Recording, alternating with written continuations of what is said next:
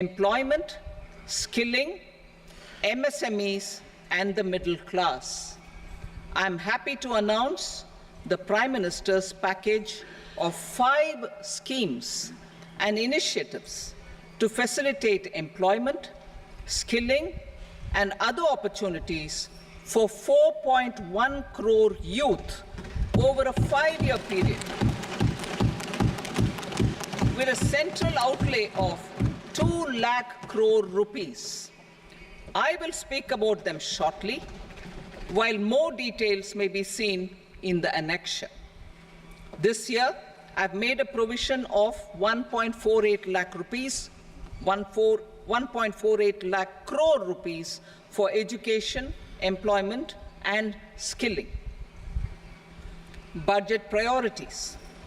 The people have given a unique opportunity to our government to take the country on the path of strong development and an all-round prosperity. In the interim budget, we promise to present a detailed roadmap for our pursuit of Vikasit Bharat. In line with the strategy set out in the interim budget, this budget envisages sustained efforts on the following 9 priorities for generating ample opportunities for all. Number 1, productivity and resilience in agriculture. Number 2, employment and skilling. Number 3, inclusive human resource development and social justice. 4, manufacturing and services. 5, urban development. 6, energy security. 7, infrastructure. 8, innovation, research and development. And 9, next generation reforms. Subsequent budgets will build on these and add more priorities and actions.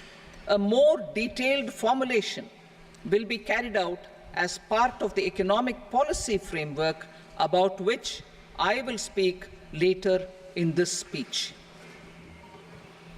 This budget details some of the specific actions to be initiated in the current year towards fulfillment of these priorities, with potential for transformative changes. The budget also covers some of the previously made announcements with intent to strengthen them and step up their implementation for expediting our journey towards the goal of Vikasit Bharat. Priority 1, productivity and resilience in agriculture. Transforming agricultural research. Our government will undertake a comprehensive review of the agricultural research setup to bring the focus on raising productivity and developing climate-resilient varieties. Funding will be provided in challenge mode, including to the private sector. Domain experts, both from the government and outside, will oversee the conduct of such research. Release of new varieties. New 109 high-yielding and climate-resilient varieties of 32 field and horticultural crops will be released for cultivation by farmers. Natural farming. In the next 2 years, 1 crore farmers across the country will be initiated into natural farming, supported by certification and branding. Implementation will be through scientific institutions and willing gram panchayats. 10,000 need-based bio-input resource centers will be established. Missions for pulses and oil seeds. For achieving self-sufficiency in pulses and oil seeds, we will strengthen their production, storage, and marketing. As announced in the interim budget, a strategy is being put in place to achieve Atmanirbharta for oil seeds such as mustard, groundnut, sesame, soybean, and sunflower. Vegetable production and supply chains. Large-scale clusters for vegetable production will be developed closer to major consumption centers. We will promote farmer-producer organizations, cooperatives, and startups for vegetable supply chains, including for collection and storage and marketing. Digital public infrastructure for agriculture. Buoyed by the success of the pilot project, our government, in partnership with the states, will facilitate the implementation of the digital public infrastructure in agriculture for coverage of farmers and their lands in 3 years. During this year, digital crop survey for Kharif using the DPI will be taken up in 400 districts. The details of 6 crore farmers and their lands will be brought into the farmer and land registries. Further, the issuance of Jan Samarth based Kisan credit cards will be enabled in 5 states. Shrimp production and export. Financial support for setting up a network of nucleus breeding centers for shrimp brood stocks will be provided. Financing for shrimp farming, processing, and export will be facilitated through NABARD. National cooperation policy.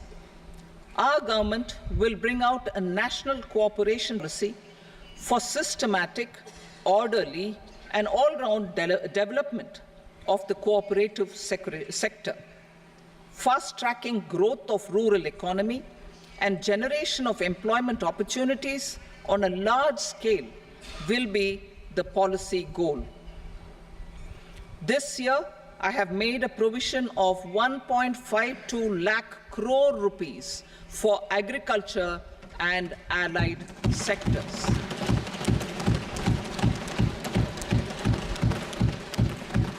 Priority 2, employment and skilling. Employment-linked incentive. Our government will implement following 3 schemes for employment-linked incentive as part of the Prime Minister's package.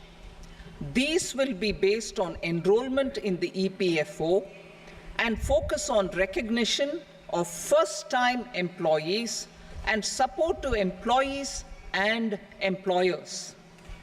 Scheme A, first-timers. This scheme will provide 1 month wage to all persons newly entering the workforce in all formal sectors.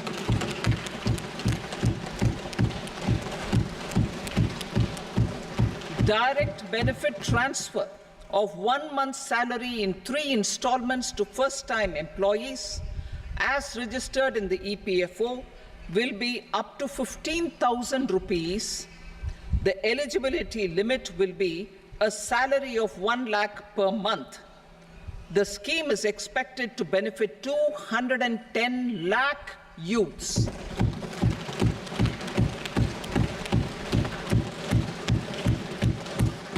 Scheme B, job creation in manufacturing.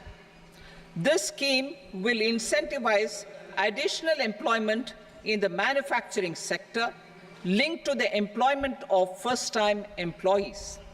An incentive will be provided at specified scale directly both to the employee and the employer with respect to their EPFO contribution in the first 4 years of employment. The scheme is expected to benefit 30 lakh youth entering employment and their employers.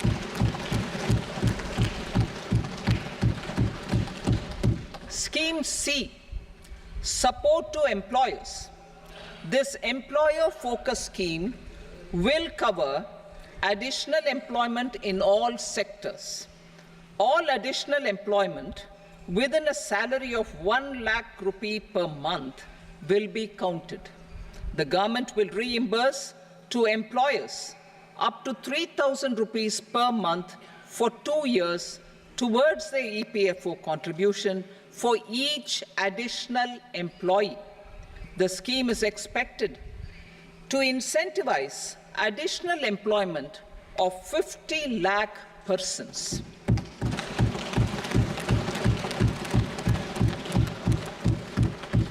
Participation of women in the workforce. We will facilitate higher participation of women in the workforce through setting up of working women hostels in collaboration with industry and establishing creches. In addition, the partnership will seek to organize women-specific skilling programs and promotion of market access for women SHG enterprises. Skilling program.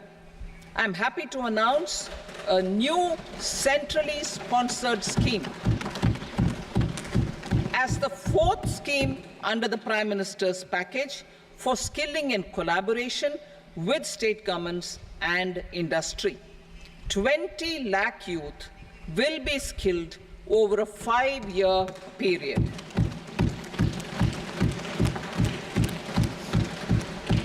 "1,000 industrial training institutes will be upgraded in hub and spoke arrangements with outcome orientation. Course content and design will be aligned to the skill needs of industry, and new courses will be introduced for emerging needs." Skilling loans. The model skill loan scheme will be revised to facilitate loans up to 7.5 lakh rupees with a guarantee from a government-promoted fund. This measure is expected to help 25,000 students every year.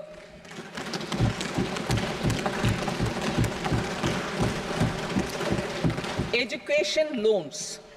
For helping our youth who have not been eligible for any benefit under government schemes and policies, I am happy to announce a financial support for loans up to 10 lakh rupees for higher education in domestic institutions.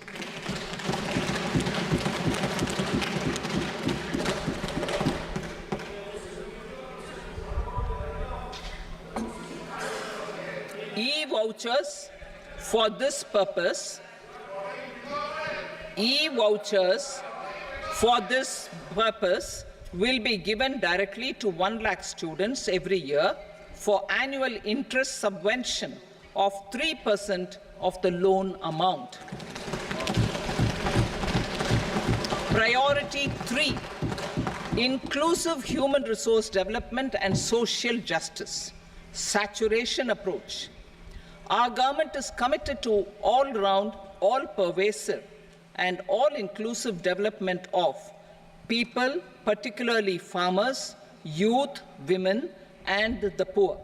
For achieving social justice comprehensively, the saturation approach of covering all eligible people through various programs, including those for education and health, will be adopted to empower them by improving their capabilities.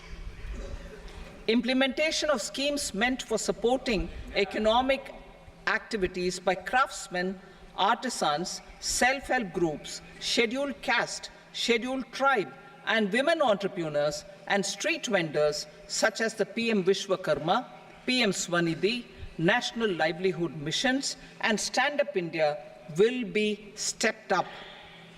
Purvodaya. The states in the eastern part of the country are rich in endowments and have strong cultural traditions. We will formulate a plan, Purvodaya, for the all-round development of the eastern region of the country, covering Bihar, Jharkhand, West Bengal, Odisha, and Andhra Pradesh. This will cover human resource development, infrastructure, and generation of economic opportunities to make the region an engine to attain Vikasit Bharat. On the Amritsar-Kolkata Industrial Corridor, we will support development of an industrial node at Gaya. This corridor will catalyze industrial development of the eastern region. The industrial node at Gaya will also be a good model for developing our ancient centers of cultural importance into future centers of modern economy. This model shall showcase Vikas B, Virasat B in our growth trajectory. We will also support development of road connectivity projects, namely 1. Patna-Purnia Expressway, 2. Buxar-Bhagalpur Expressway, 3. Bodh Gaya, Rajgir, Vaishali and Darbhanga spurs, and 4. Additional 2-lane bridge over River Ganga at Buxar at a total cost of 26,000 crore rupees.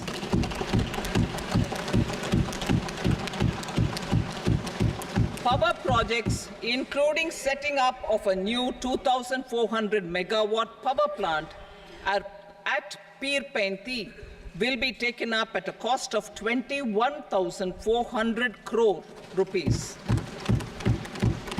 New airports, medical colleges, and sports infrastructure in Bihar will be constructed. An additional allocation to support capital investments will be provided.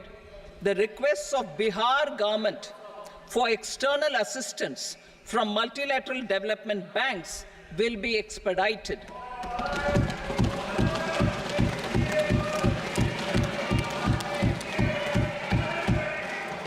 Andhra Pradesh Reorganization Act. Our government has made concerted efforts, commitments in Andhra Pradesh Reorganization Act,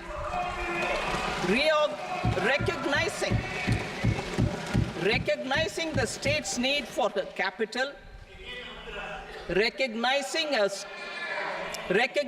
the state's need for a capital, we will facilitate special financial support through multilateral development agencies. In the current financial year, 15,000 crore rupees will be arranged with additional amounts in future years.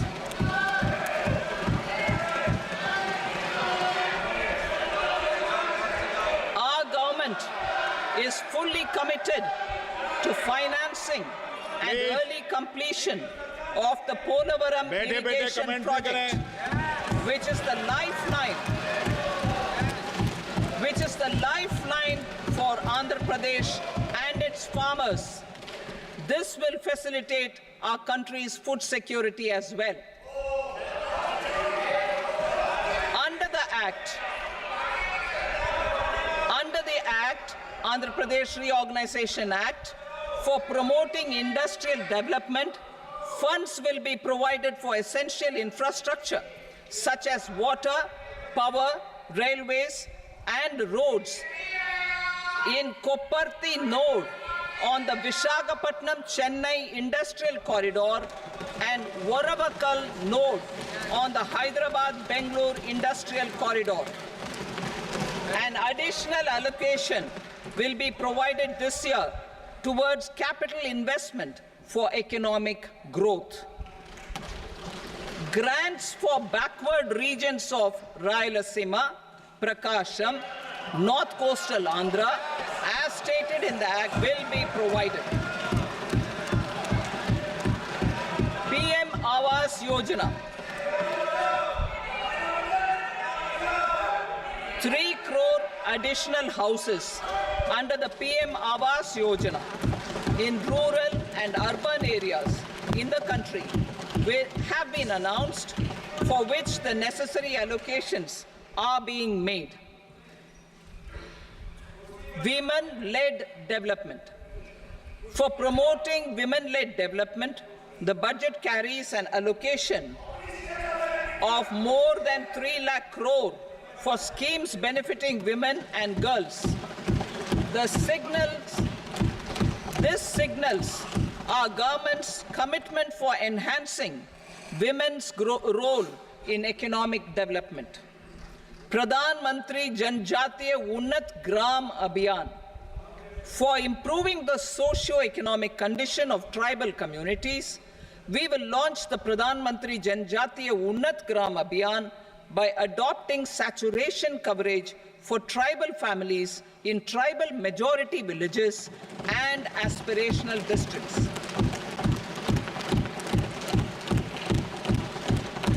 This will cover 63,000 villages, benefiting 5 crore tribal people. Bank branches in northeastern region. More than 100 branches of India Post Payment Bank will be set up in the northeast region to expand the banking services. This year, I have made a provision of 2.6 lakh crore rupees for rural development, including rural infrastructure. Priority 4, manufacturing and services, support for promotion of MSMEs. This budget provides special attention to MSMEs and manufacturing, particularly labor-intensive manufacturing. We have formulated a package covering financing, regulatory changes, and technology support for MSMEs to help them grow and also compete globally, as mentioned in the interim budget. I am happy to announce the following specific measures. Credit guarantee scheme for MSMEs in the manufacturing sector. For facilitating term loans to MSMEs for purchase of machinery and equipment without collateral or third-party guarantee, a credit guarantee scheme will be introduced. The scheme will operate on pooling of credit risks of such MSMEs. A separately constituted self-financing guarantee fund will provide to each applicant guarantee cover up to 100 crore rupees, while the loan amount may be larger. The borrower will have to provide an upfront guarantee fee and an annual guarantee fee on the reducing loan balance. New assessment model for MSME credit. Public sector banks will build their own in-house capability to assess MSMEs for credit instead of relying on external assessment. They will also take a lead in developing or getting developed a new credit assessment model based on the scoring of digital footprints of the MSMEs in the economy. This is expected to be a significant improvement over the traditional assessment of credit eligibility based only on asset or turnover criteria. That will also cover MSMEs without a formal accounting system. Credit support to MSMEs during stress period. I'm happy to announce a new mechanism for facilitating continuation of bank credit to MSMEs during their stress period while being in special mention account, SMA stage, for reasons beyond their control. MSMEs need credit to continue their business and to avoid getting into the NPA stage. Credit availability will be supported through a guarantee from a government-promoted fund. Mudra loans. The limit of Mudra loans will be enhanced to 20 lakh from the current 10 lakh for those entrepreneurs who have availed and successfully repaid previous loans under the Tarun category. Enhanced scope for mandatory onboarding in trades. For facilitating MSMEs to unlock their working capital by converting their trade receivables into cash, I propose to reduce the turnover threshold of buyers for mandatory onboarding on the trades platform from rupees 500 crore to 250 crore rupees. This measure will bring 22 more CPSCs and 7,000 more companies onto the platform. Medium enterprises will also be included in the scope of the suppliers. SIDBI branches in MSME clusters. SIDBI will open new branches to expand its reach to serve all major MSME clusters within 3 years and provide direct credit to them. With the opening of 24 such branches this year, the service coverage will expand to 168 out of 242 major clusters. MSME units for food irradiation, quality and safety testing. Financial support for setting up of 50 multi-product food irradiation units in the MSME sector will be provided. Setting up of 100 food quality and safety testing labs with NABL accreditation will be facilitated. E-commerce export hubs to enable MSMEs and traditional artisans to sell their products in international markets. E-commerce export hubs will be set up in public-private partnership mode. These hubs, under a seamless regulatory and logistic framework, will facilitate trade and export-related services under one roof. Measures for promotion of manufacturing and services. Internship in top companies. As the fifth scheme under Prime Minister's package, our government will launch a comprehensive scheme for providing internship opportunities in 500 top companies to 1 crore youth in 5 years. They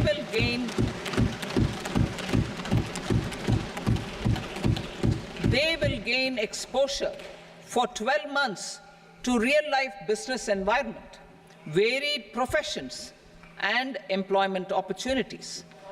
An internship allowance of 5,000 per month, 5,000 rupees per month, along with a one-time assistance of 6,000 rupees will be provided.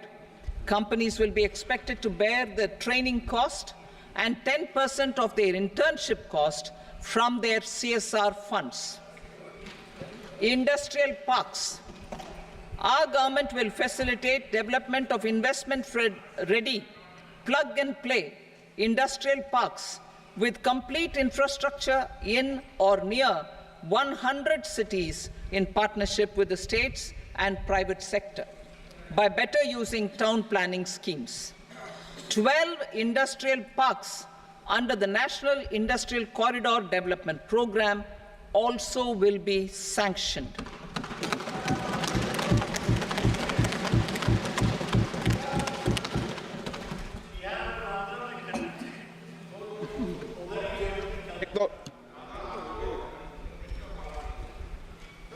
Veggie paper, no.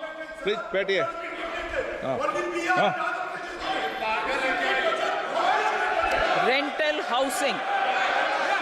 Rental housing with dormitory type accommodation for industrial workers will be, just 1 minute.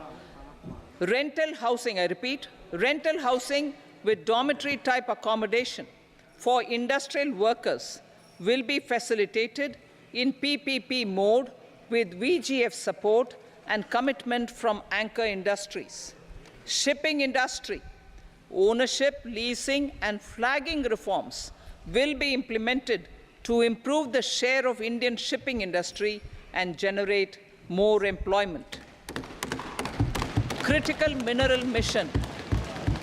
We will set up a critical mineral mission for domestic production, recycling of critical minerals, and overseas acquisition of critical mineral assets. Its mandate will include technology development, skilled workforce, extended producer responsibility framework, and a suitable financing mechanism. Offshore mining of minerals. Our government will launch the auction of the first tranche of offshore blocks for mining, building on the exploration already carried out. Digital public infrastructure applications. Turning to the services sector, I propose development of DPI applications at population scale for productivity gains, business opportunities, and innovation by the private sector. These are planned in the areas of credit, e-commerce, education, health, law and justice, logistics, MSME service delivery, and urban governance. Integrated technology platform for IBC ecosystem.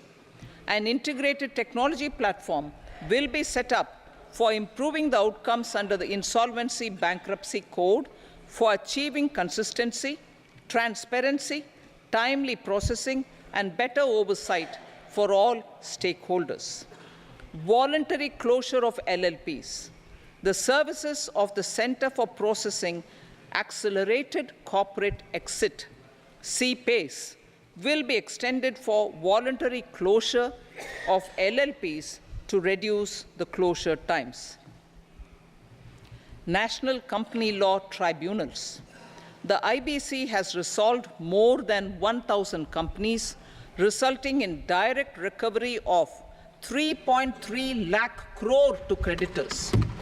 3.3 lakh crore rupees to creditors.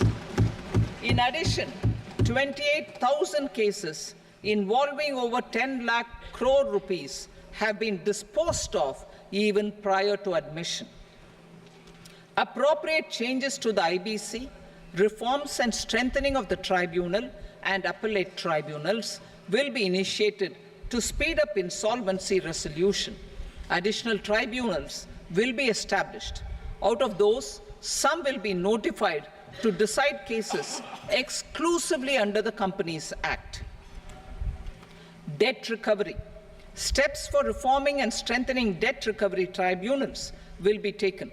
Additional tribunals will be established to speed up recovery. Priority 5, urban development. Cities as growth hubs. Working with states, our government will facilitate development of cities as growth hubs.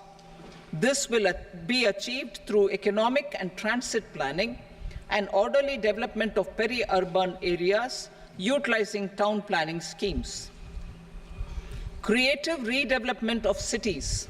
For creative brownfield redevelopment of existing cities with a transformative impact, our government will formulate a framework for enabling policies, market-based mechanisms, and regulation. Transit-oriented development. Transit-oriented development plans for 14 large cities with a population above 30 lakh will be formulated, along with an implementation and financing strategy. Urban housing. Under the PM Awas Yojana, Urban 2.0, housing needs of 1 crore urban poor and middle-class families will be addressed with an investment of 10 lakh crore rupees. This will include the central assistance of 2.2 lakh crore rupees in the next 5 years. A provision of interest subsidy to facilitate loans at affordable rates is also envisaged. In addition, enabling policies and regulations for efficient and transparent rental housing markets with enhanced availability will also be put in place. Water supply and sanitation. In partnership with state governments and multilateral development banks, we will promote water supply, sewage treatments, and solid waste management projects and services for 100 large cities through bankable projects. These projects will also envisage use of treated water for irrigation and filling up of tanks in nearby areas. Street markets. Building on the success of PM Swanidhi scheme In transforming the lives of street vendors, our government envisions a scheme to support each year, over the next 5 years, the development of 100 weekly hearts or street food hubs in select cities. Stamp duty. We will encourage states which continue to charge high stamp duty to moderate the rates for all and also consider further lowering duties for properties purchased by women. This reform will be made an essential component of urban development schemes. Priority 6, energy security, energy transition. In the interim budget, I had announced our strategy to sustain high and more resource-efficient economic growth, along with the energy security in terms of availability, accessibility, and affordability. We will bring out a policy document on appropriate energy transition pathways that balances the imperatives of employment, growth, and environmental sustainability. PM Surya Ghar Muft Bijli Yojana. PM Surya Ghar Muft Bijli Yojana. In line with the announcement in the interim budget,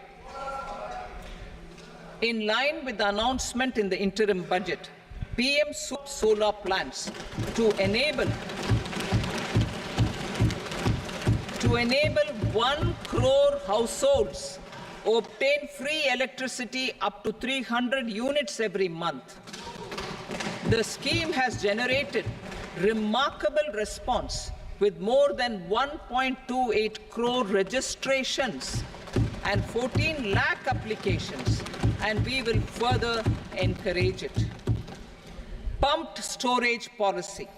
A policy for promoting pumped storage projects will be brought out for electricity storage and facilitating smooth integration of the growing share of renewable energy with its variable and intermittent nature in the overall energy mix. Research and development of small and modular nuclear reactors. Nuclear energy is expected to form a very significant part of the energy mix for Vikasit Bharat. Towards that pursuit, our government will partner with the private sector for 1. Setting up Bharat Small Reactors, 2. Research and development of Bharat Small Modular Reactor, and 3. Research and development of newer technologies for nuclear energy.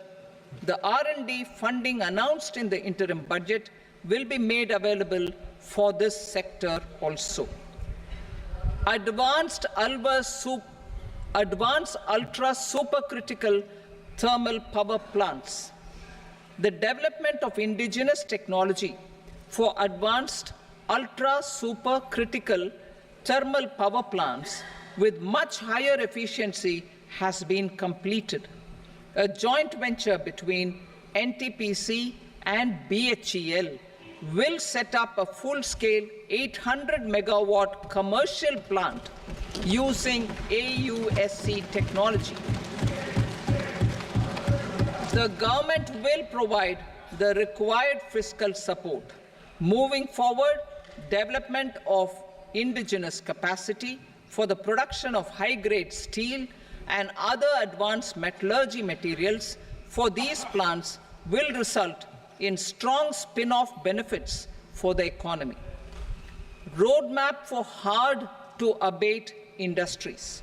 A roadmap for moving the hard-to-abate industries from energy efficiency targets to emission targets will be formulated. Appropriate regulations for transition of these industries from the current perform, achieve, and trade mode to Indian carbon market mode will be put in place. Support to traditional micro and small industries. An investment-grade energy audit of traditional micro and small industries in 60 clusters including brass and ceramic, will be facilitated. Financial support will be provided for shifting them to cleaner forms of energy and implementation of energy efficiency measures. The scheme will be replicated in another 100 clusters in the next phase. Priority 7, infrastructure investment by central government. Significant investment the central government has made over the years in building and improving infrastructure has had a strong multiplier effect on the economy.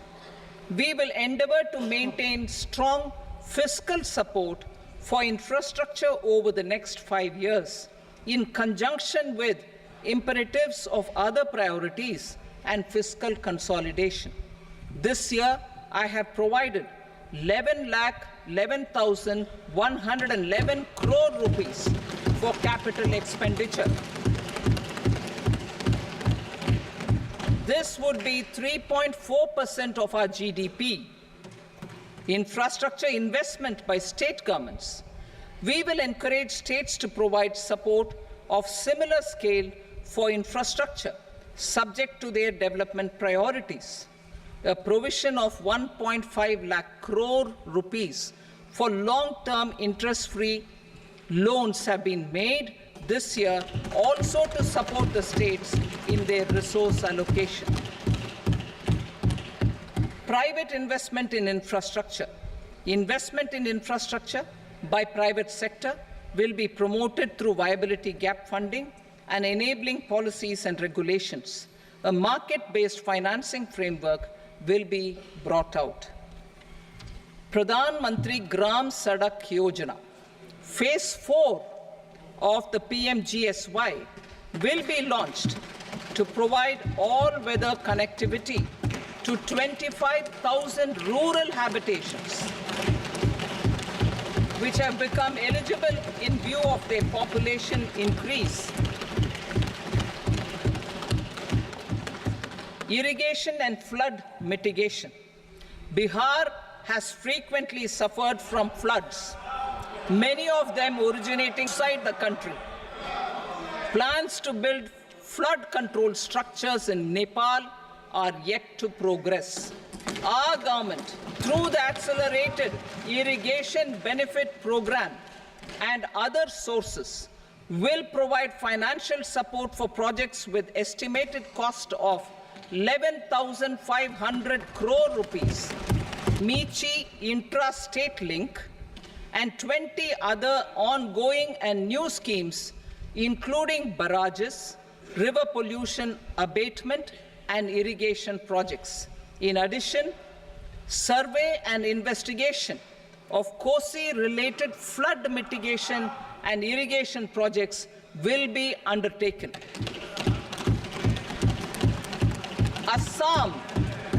Assam grapples with floods every year by the Brahmaputra River and rivers originating outside India. We will provide assistance to Assam for flood management and related projects.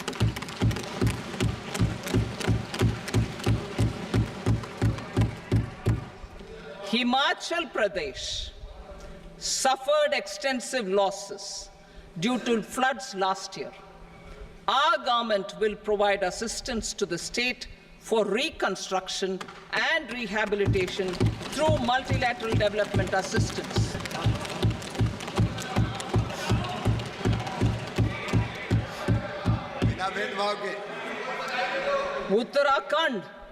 Uttarakhand too suffered losses due to cloudbursts and massive landslides. We will provide assistance to the state. Recently, Sikkim witnessed devastating flash floods and landslides that wreaked havoc across the state. Our government will provide assistance to the state. Tourism. Tourism has always been a part of our civilization. Our efforts in positioning India as a global tourist destination will also create jobs, stimulate investments, and unlock economic opportunities for other sectors. In addition to the measures outlined in the interim budget, I propose the following measures. Vishnupad Temple at Gaya and Mahabodhi Temple at Bodh Gaya in Bihar are of immense spiritual significance. Comprehensive development of Vishnupad Temple corridor and Mahabodhi Temple corridor will be supported, modeled on the successful Kashi Vishwanath Temple corridor to transform them into world-class pilgrim and tourist destinations. Rajgir holds immense religious significance for Hindus, Buddhists and Jains. The 20th Tirthankara Munisa temple in the Jain temple complex is ancient. The Saptarishi or the 7 hot springs form a warm water Brahmkund that is sacred. A comprehensive development for Rajgir will be undertaken. Our government will support the development of Nalanda as a tourist center, besides reviving Nalanda University to its glorious stature. Odisha's scenic beauty, temples, monuments, craftsmanship, wildlife sanctuaries, natural landscapes, and pristine beaches make it an ultimate tourism destination. Our government will provide assistance for their development to Odisha as well. Priority 8, innovation, research and development. We will operationalize the Anusandhan National Research Fund for basic research and prototype development. Further, we will set up a mechanism for spurring private sector-driven research and innovation at commercial scale with a financing pool of 1 lakh crore rupees in line with the announcement in the interim budget. Space economy. With our continued emphasis on expanding the space economy by 5 times in the next 10 years, a venture capital fund of 1,000 crore rupees will be set up. Priority 9, next generation reforms. Economic policy framework. We will formulate an economic policy framework to delineate the overarching approach to economic development and set the scope of the next generation of reforms for facilitating employment opportunities and sustaining high growth. Our government will initiate and incentivize reforms for 1. Improving productivity of factors of production, and 2. Facilitating markets and sectors to become more. These reforms will cover all factors of production, namely land, labor, capital, and entrepreneurship, and technology as an enabler of improving total factor productivity and bridging inequality.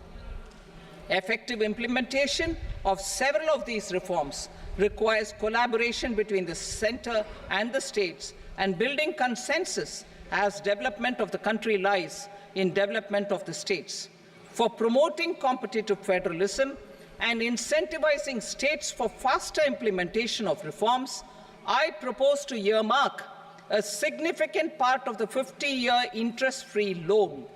Working with the states, we will initiate the following reforms.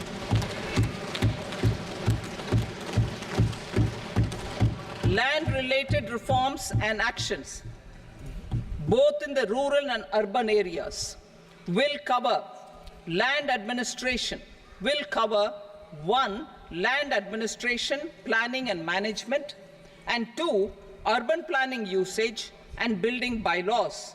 These will be incentivized for completion within the next 3 years through appropriate fiscal support. Rural land-related actions. Rural land-related actions will include 1. Assignment of unique land parcel identification number, UL PIN, or Bhu Aadhaar for all lands. 2. Digitization of cadastral maps. 3. Survey of subdivisions as per current ownership. 4. Establishment of land registry. And 5. Linking to the farmers registry. These actions will also facilitate credit flow and other agricultural services. Urban land-related actions. Land records in urban areas will be digitized with GIS mapping. An IT-based system for property record administration, updating, and tax administration will be established. These will also facilitate improving the financial position of urban local bodies. Labor-related reforms. Services to labor.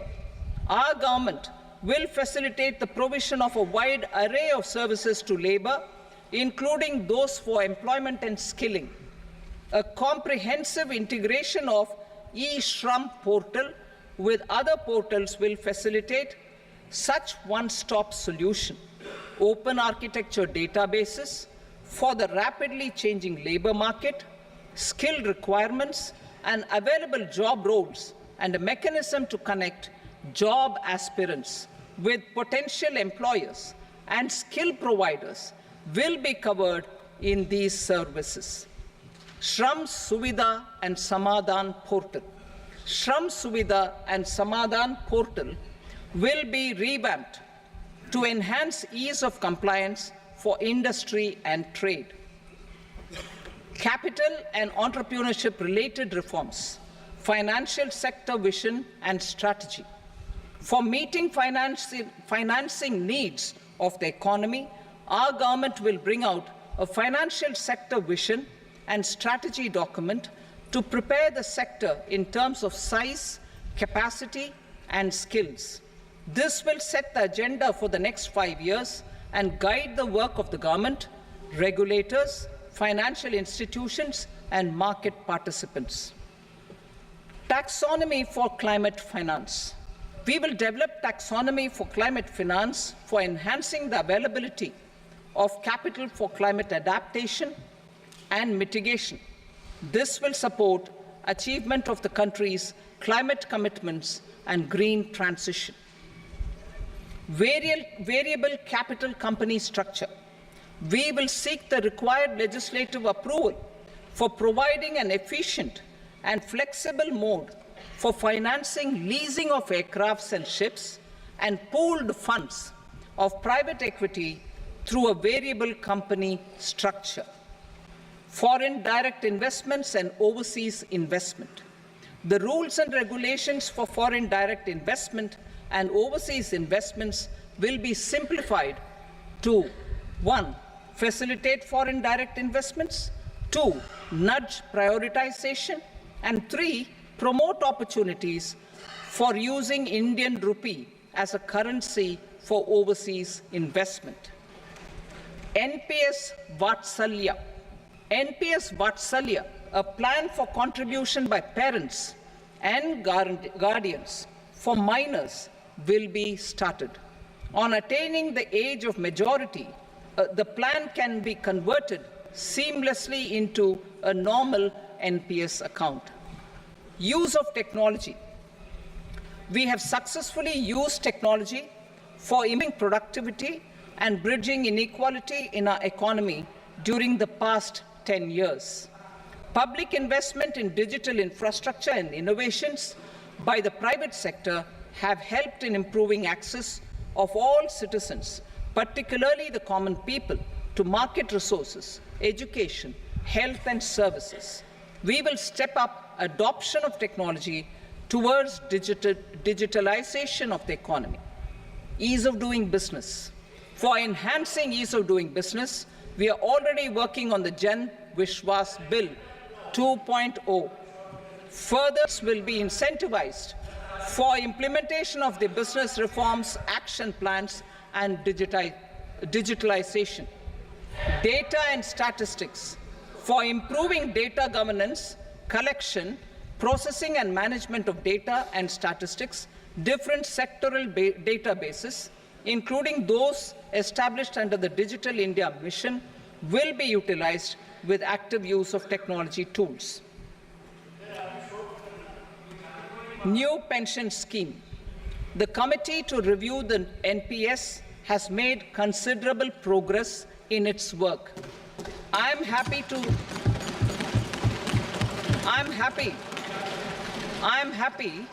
that the staff side of the National Council of the Joint Consultative Machinery for Central Government Employees has taken a constructive approach. A solution will be evolved which addresses the relevant issues while maintaining fiscal prudence to protect the common citizens. Budget estimates for 24-25. For the year 24-25, total receipts other than borrowings and the total expenditure are estimated at 32.07 lakh crore rupees and 48.21 lakh crore rupees respectively. The net tax receipts are estimated at 25.83 lakh crore rupees. The fiscal deficit is estimated at 4.9% of the GDP. The gross and the net market borrowings through dated securities during 24-25 are estimated at 14.01 lakh crore rupees and 11.63 lakh crore rupees respectively. Both will be less than that in 23-24. The fiscal consolidation path announced by me in 2021 has served our economy very well, and we aim to reach the deficit below 4.5% next year. The government is committed to staying the course. From 2026-27 onwards, our endeavor will be to keep the fiscal deficit each year such that the central government's debt will be on a declining path as percentage of GDP. I will now move to Part B.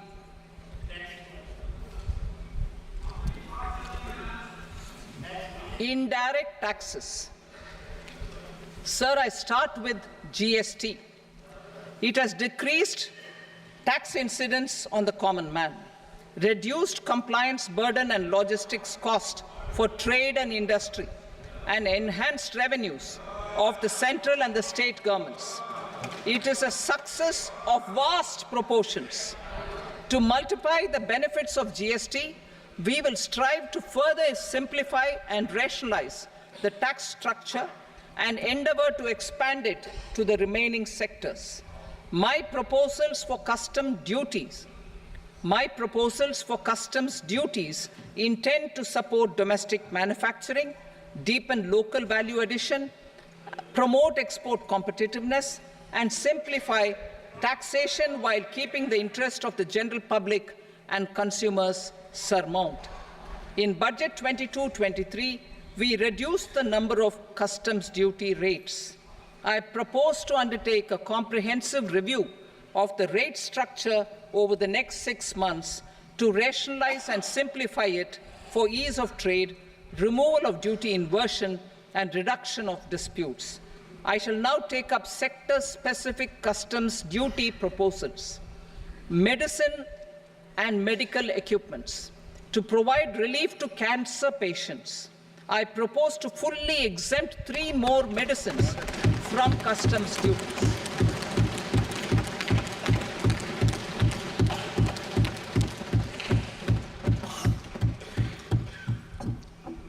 I also propose changes in the BCD on X-ray tubes and flat panel detectors for use in medical X-ray machines under the phased manufacturing program so as to synchronize them with the domestic capacity addition. Mobile phone and related parts. With a 3-fold increase in domestic production an almost 100-fold jump in exports of mobile phones over the last 6 years, the Indian mobile industry has matured.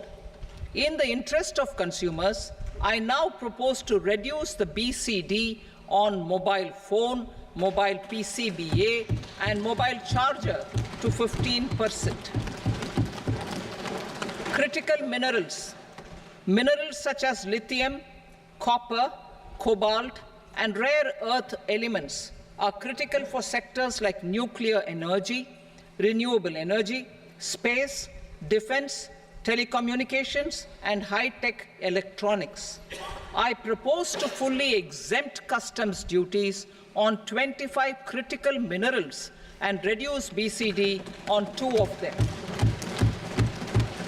This will provide a major fillip to the processing and refining of such minerals and help secure their availability for these strategic and important sectors. Solar energy. Energy transition is critical in the fight against climate change. To support energy transition, I propose to expand the list of exempted capital goods for use in the manufacture of solar cells and panels in the country. Further, in view of sufficient domestic manufacturing capacity of solar gas, glass, and tinned copper interconnect, I propose not to extend the exemption of custom duties provided to them. Marine products. India's seafood exports in the last financial year touched an all-time high of more than 60,000 crores of rupees. Frozen shrimp accounted for about 2/3 of these exports. To enhance their competitiveness, I propose to reduce BCD on certain broodstock, polychaete worms, shrimp, and fish feed to 5%. I also propose to exempt customs duty on various inputs for manufacture of shrimp and fish feed. Leather and textile. Similarly, to enhance the competitiveness of exports in the leather and textile sectors, I propose to reduce BCD on real down-filling material from duck or goose. I am also making additions to the list of exempted goods for manufacture of leather and textile garments, footwear, and other leather articles for export. To rectify inversion in duty, I propose to reduce BCD subject to conditions on methylene diphenyl diisocyanate, MDI, for manufacture of spandex yarn from 7.5 to 5%. Furthermore, the export duty structure on raw hides, skin, and leather is proposed to be simplified and rationalized. Precious metals. To enhance domestic value addition in gold and precious metal jewelry in the country, I propose to reduce customs duties on gold and silver to 6% and that of platinum to 6.4%. Other metals. Steel and copper are important raw materials. To reduce their cost of production, I propose to remove the BCD on ferronickel and blister copper. I am also continuing with nil BCD on ferrous scrap and nickel cathode and concessional BCD of 2.5% on copper scrap. Electronics. To increase value addition in the domestic electronics industry, I propose to remove the BCD subject to conditions on oxygen-free copper for manufacture of resistors. I also propose to exempt certain parts for manufacture of connectors. Chemicals and petrochemicals. To support existing and new capacities in the pipeline, I propose to increase the BCD on ammonium nitrate from 7.5% to 10%. Plastics. PVC flex banners are non-biodegradable and hazardous for environment and health. To curb their imports, I propose to raise the BCD on them from 10 to 25%. Telecommunication equipment. To incentivize domestic manufacturing, I propose to increase the BCD from 10 to 15% on PCBA of specified telecom equipment. Trade facilitation. To promote domestic aviation and boat and ship MRO, I propose to extend the period for export of goods imported for repairs from 6 months to 1 year. I'll read that again. To promote domestic aviation and boat and ship maintenance, repair and operations, I propose to extend the period for export of goods imported for repairs from 6 months to 1 year. In the same vein, I propose to extend the time limit for re-import of goods for repairs under warranty from 3 to 5 years. I now move to direct taxes. We will continue our efforts to simplify taxes, improve taxpayer services, provide tax certainty, and reduce litigation while enhancing revenues for funding the development and welfare schemes of the government. It has been our endeavor to simplify taxation. We have taken a number of measures in the last few years, including introduction of simplified tax regimes without exemptions and deductions for corporate tax and for personal income tax. This has been appreciated by taxpayers. 58% of corporate tax came from the simplified tax regime in the financial year 22-23. Similarly, as per data available till now, for the last fiscal, more than 2/3 have availed the new personal income tax regime. Comprehensive review of the Income Tax Act. I am now announcing a comprehensive review of the Income Tax Act 1961. The purpose is to make the Act concise, lucid, easy to read and understand. This will reduce disputes and litigation, thereby providing tax certainty to the taxpayers. I will also bring down the demand embroiled in litigation. It is proposed to be completed in 6 months. A beginning is being made in the Finance Bill by simplifying the tax regime for charities, tedious rate structures, provisions of reassessment and such provisions, and capital gains taxation. Simplification for charities and tedious. Two tax exemption regimes. The two tax exemption regimes for charities are proposed to be merged into one.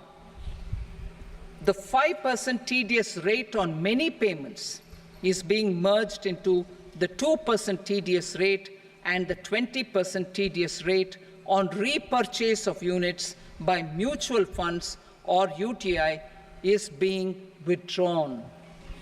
Tedious rate on e-commerce operators is proposed to be reduced from 1 to 0.1%. Moreover, credit of TCS is proposed to be given in the TDS to be deducted on salary. Further, I propose to decriminalize delay for payment of TDS up to the due date of filing statement for the same. I also plan to provide a standard operating procedure for TDS defaults and simplify and rationalize the compounding guidelines for such defaults. Simplification of reassessment. I propose to thoroughly simplify the provisions for reopening and reassessment. An assessment hereinafter can be reopened beyond 3 years from the end of the assessment year only if the escaped income is 50 lakh rupees or more, up to a maximum period of 5 years from the end of the assessment year. Even in such cases, a time limit of 6 years before the year of the search, as against the existing time limit of 10 years, is being proposed. This will reduce tax uncertainty and disputes. Simplification and rationalization of capital gains. Capital gains taxation is also proposed to be hugely simplified. Short-term gains on certain financial assets shall henceforth attract a tax rate of 20%, while that on all other financial assets and all non-financial assets shall continue to attract the applicable tax rate. Long-term gains on all financial and non-financial assets, on the other hand, will attract a tax rate of 12.5%. For the benefit of the lower and the middle income classes, I propose to increase the limit of exemption of capital gains on certain financial assets to 1.25 lakh rupees per year. Listed financial assets held for more than a year will be classified as long-term, while unlisted financial assets and all non-financial assets will have to be held for at least 2 years to be classified as long-term. Unlisted bonds and debentures, debt mutual funds, and market-linked debentures, irrespective of holding period, however, will attract tax on capital gains at applicable rates. Taxpayer services. All the major taxpayer services under GST and most services under customs and income tax have been digitalized. All remaining services of customs and income tax, including rectification and order giving effect to appellate orders, shall be digitalized and made paperless over the next 2 years. Litigation and appeals. While our concerted efforts to reduce pendency of appeals at various appellate fora are beginning to show good results, it will continue to engage our highest attention. To dispose of the backlog of first appeals, I plan to deploy more officers to hear and decide such appeals, especially those with large tax effect. For resolution of certain income tax disputes pending in appeal, I am also proposing Vivad Se Vishwas Scheme 2024. Further, I propose to increase monetary limits for filing appeals related to direct taxes, excise, and service tax in the tax tribunals, high courts, and Supreme Court to 60 lakh rupees, 2 crore rupees, and 5 crore respectively. With a view to reduce litigation and provide certainty in international taxation, we will expand the scope of safe harbor rules and make them more attractive. We will also streamline the transfer pricing assessment procedure. Employment and investment. I have a few proposals to promote investment and foster employment. First of all, to bolster the Indian startup ecosystem, boost the entrepreneurial spirit, and to support innovation, I propose to abolish the so-called angel tax for all classes of investors. Second, there is tremendous potential for cruise tourism in India.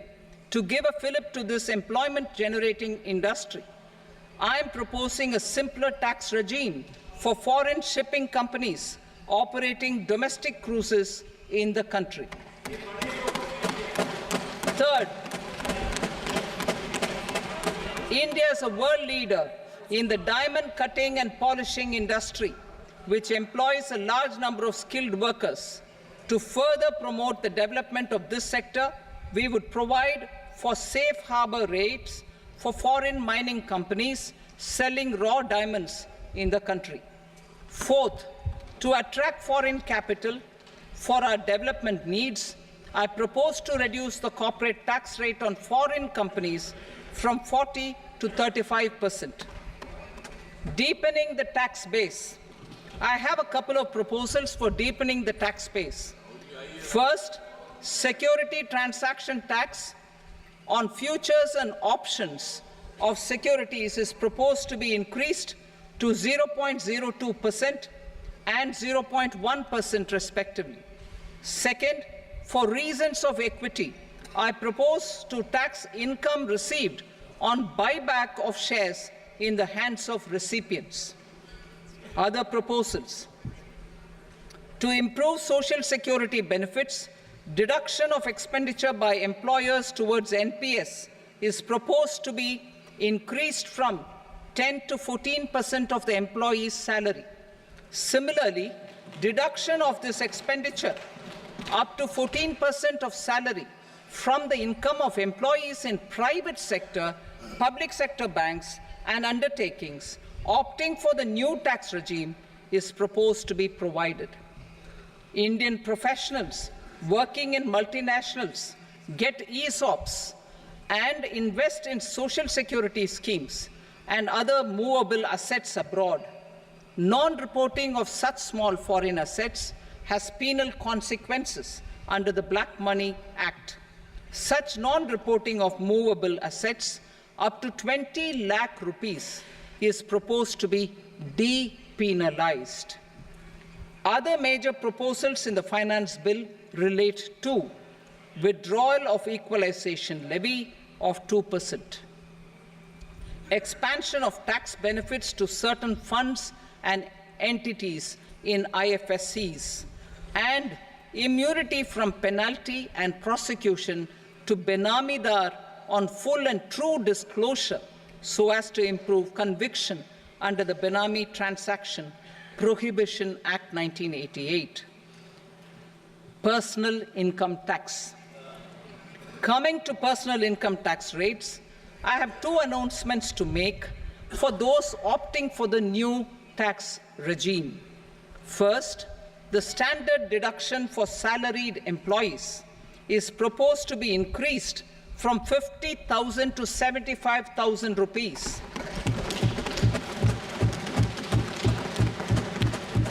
Similarly, deduction on family pension for pensioners is proposed to be enhanced from 15,000 to 25,000 rupees.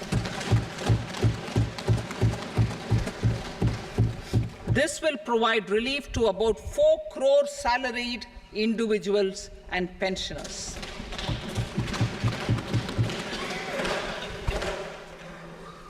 Second, in the new tax regime, the tax rate structure is proposed to be revised as follows: 0 to 3 lakh rupees, nil; 3 to 7 lakh rupees, 5%; 7 to 10 lakh rupees, 10%; 10 to 12 lakh rupees, 15%; 12 to 15 lakh rupees, 20%; and above 15 lakh rupees, 30%.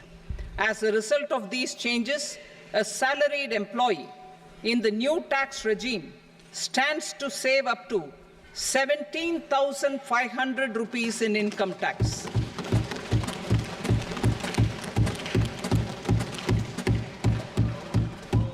Apart from these, I am also making some other changes as given in the annexure. As a result of these proposals, revenue of about 37,000 crore, that is 29,000 crore in direct taxes and 8,000 crore in indirect taxes, will be foregone, while revenue of about 30,000 crore rupees will be additionally mobilized. Thus, the total revenue foregone is about 7,000 crores annually. Mr. Speaker, sir, with this, I commend the budget to this august House. Jai Hind.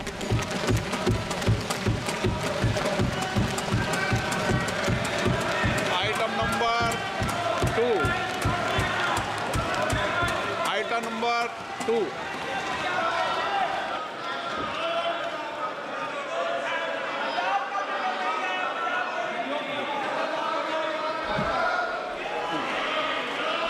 Sir, with your permission, I rise to lay on the table the following statements under Section 3 of the Fiscal Responsibility and Budget Management, FRBM Act 2003, Medium-Term Fiscal Policy cum Fiscal Policy Strategy Statement, and macroeconomic framework statement.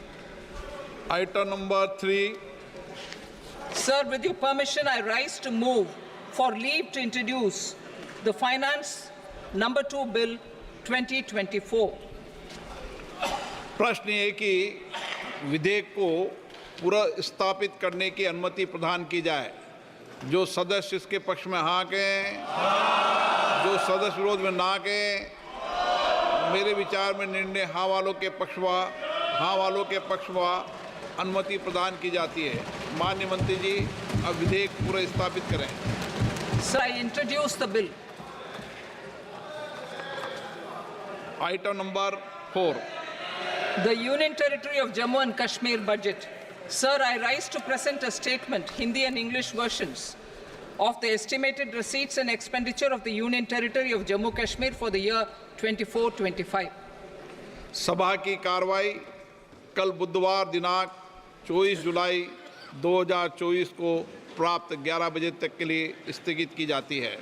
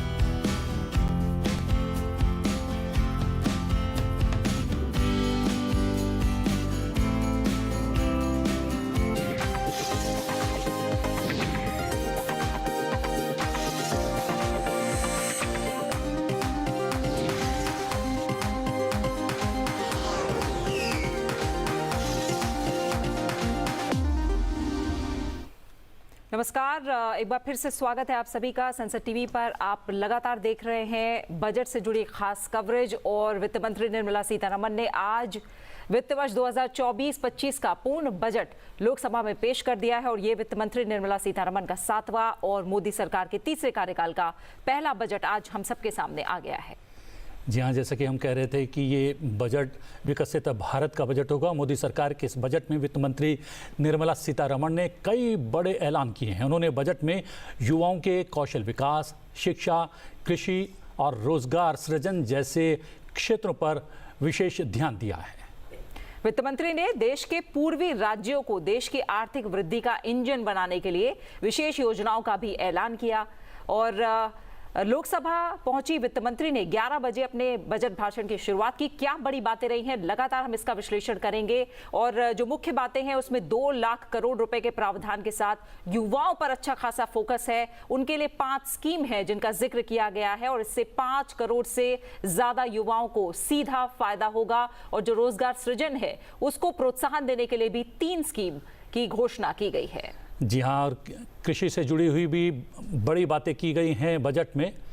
कृषि sector के लिए 1.52 लाख करोड़ रुपए का प्रावधान रखा गया है।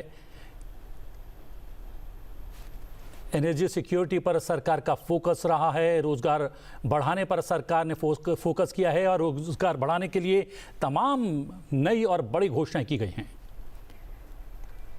तो स्पीच की जो हाइलाइट्स रही हैं वो आप देख पा रहे हैं। 32 फसलों के लिए 109 किस्म लॉन्च की जाएंगी और कृषि सेक्टर का विकास पहली प्राथमिकता है। इस बात पर जोर दिया है वित्त मंत्री निर्मला सीतारमण ने।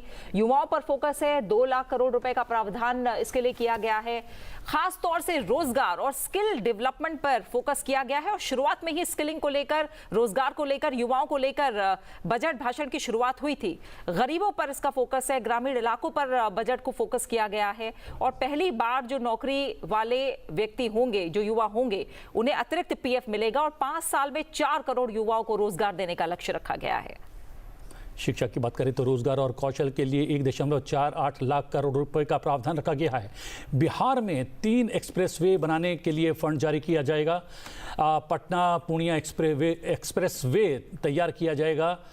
बड़ी घोषणाएं बिहार के लिए, उड़ीसा के लिए और आंध्र प्रदेश के लिए की गई है। इस बजट में उच्च शिक्षा की बात करें तो उसके लिए भी प्रावधान रखा गया है और ओबीसी समाज के कल्याण के लिए ये बजट बहुत ही खास रहा है। 10,000 बायोफ्यूल प्लांट भी लगाए जाएंगे, इसका प्रावधान रखा गया है।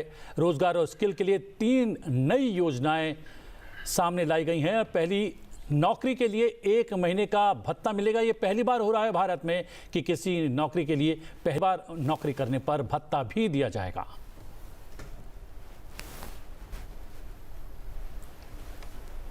तो तमाम बड़ी बातें लगातार आप टीवी स्क्रीन पर देख पा रहे हैं। हमारे साथ खास मेहमान भी जुड़े हुए हैं। आनंद सिंह बहल जी जुड़े हुए हैं हमारे साथ, जो कि फॉर्मर प्रिंसिपल इकोनॉमिक एडवाइजर हैं।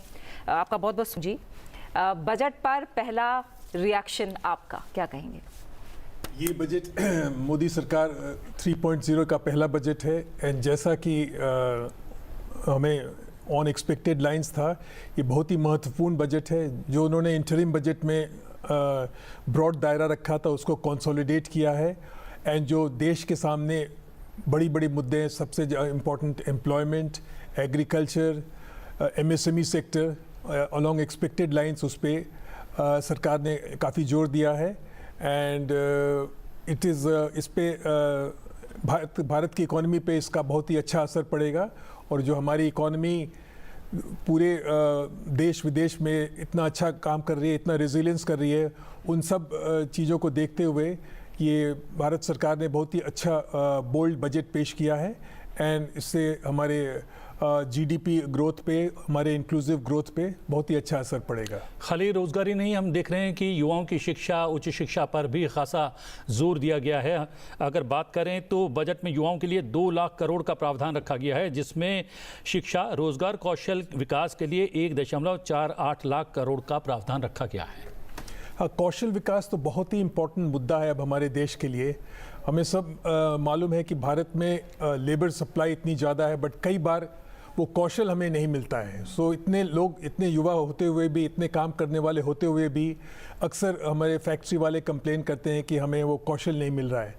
तो ये जो हमारी कौशल मंत्रालय है, जो हमारे कौशल के रेगुलेटर्स हैं, ये सब इस पे लगे हुए हैं और इस बजट में खास करके बहुत बड़ा जोर दिया गया है कि ये इनके कौशल में वृद्धि हो एंड इनसे केवल उन्हें नौकरी ही ना मिले बट सस्टेनेबल नौकरी मिले। एक तो होती है कि छोटी मोटी आपको नौकरी मिल गई एमएसएमई सेक्टर में, पर उससे आपका काम नहीं चलता है, बट कौशल के बाद आपको जो नौकरी मिलेगी वो will be at a much more comfortable level and वो आपके लिए सस्टेनेबल होगा। रोजगार की बात करें तो एक टारगेट भी सेट किया गया है 4 करोड़ नौकरियां या रोजगार देने का। ये बहुत ही इम्पोर्टेंट टारगेट है एंड जैसा हमें मालूम है, इस सरकार के साथ एक बार जो टारगेट सेट होता है वो फिर अचीव भी होता है। इस सरकार की ये बहुत ही बड़ी उपलब्धि रही है कि जो वो अनाउंस करती है उसको मॉनिटर करती है। इंटर मिनिस्ट्रियल मीटिंग्स होते हैं और ज़रूरत पड़ने पे खुद प्रधानमंत्री वो मीटिंग्स लेते हैं। आई एम श्योर ये टारगेट सेट होगा एंड ये देश के लिए बहुत ही अहम, बहुत ही अच्छी बात है। और स्किलिंग के बाद, युवाओं के बाद जिक्र था सीधा एमएसएमई का, जिसके लिए हम देख रहे हैं कि लोन का भी दायरा बढ़ाया गया है और तमाम बड़े स्टेप्स हैं जो इस बजट के जरिए हमें देखने को मिलेंगे। अब क्या लग रहा है, एमएसएमई सेक्टर जो बड़े पुश की मांग कर रही थी, अब उससे अब कितना बड़ा बदलाव होता देखेंगे? ये एमएसएमई सेक्टर तो हमें सबको मालूम ही है, बहुत ही अहम सेक्टर है भारत के लिए। अब ऑर्गेनाइज सेक्टर तो हमारा केवल 6-7% एम्प्लॉयमेंट होता है।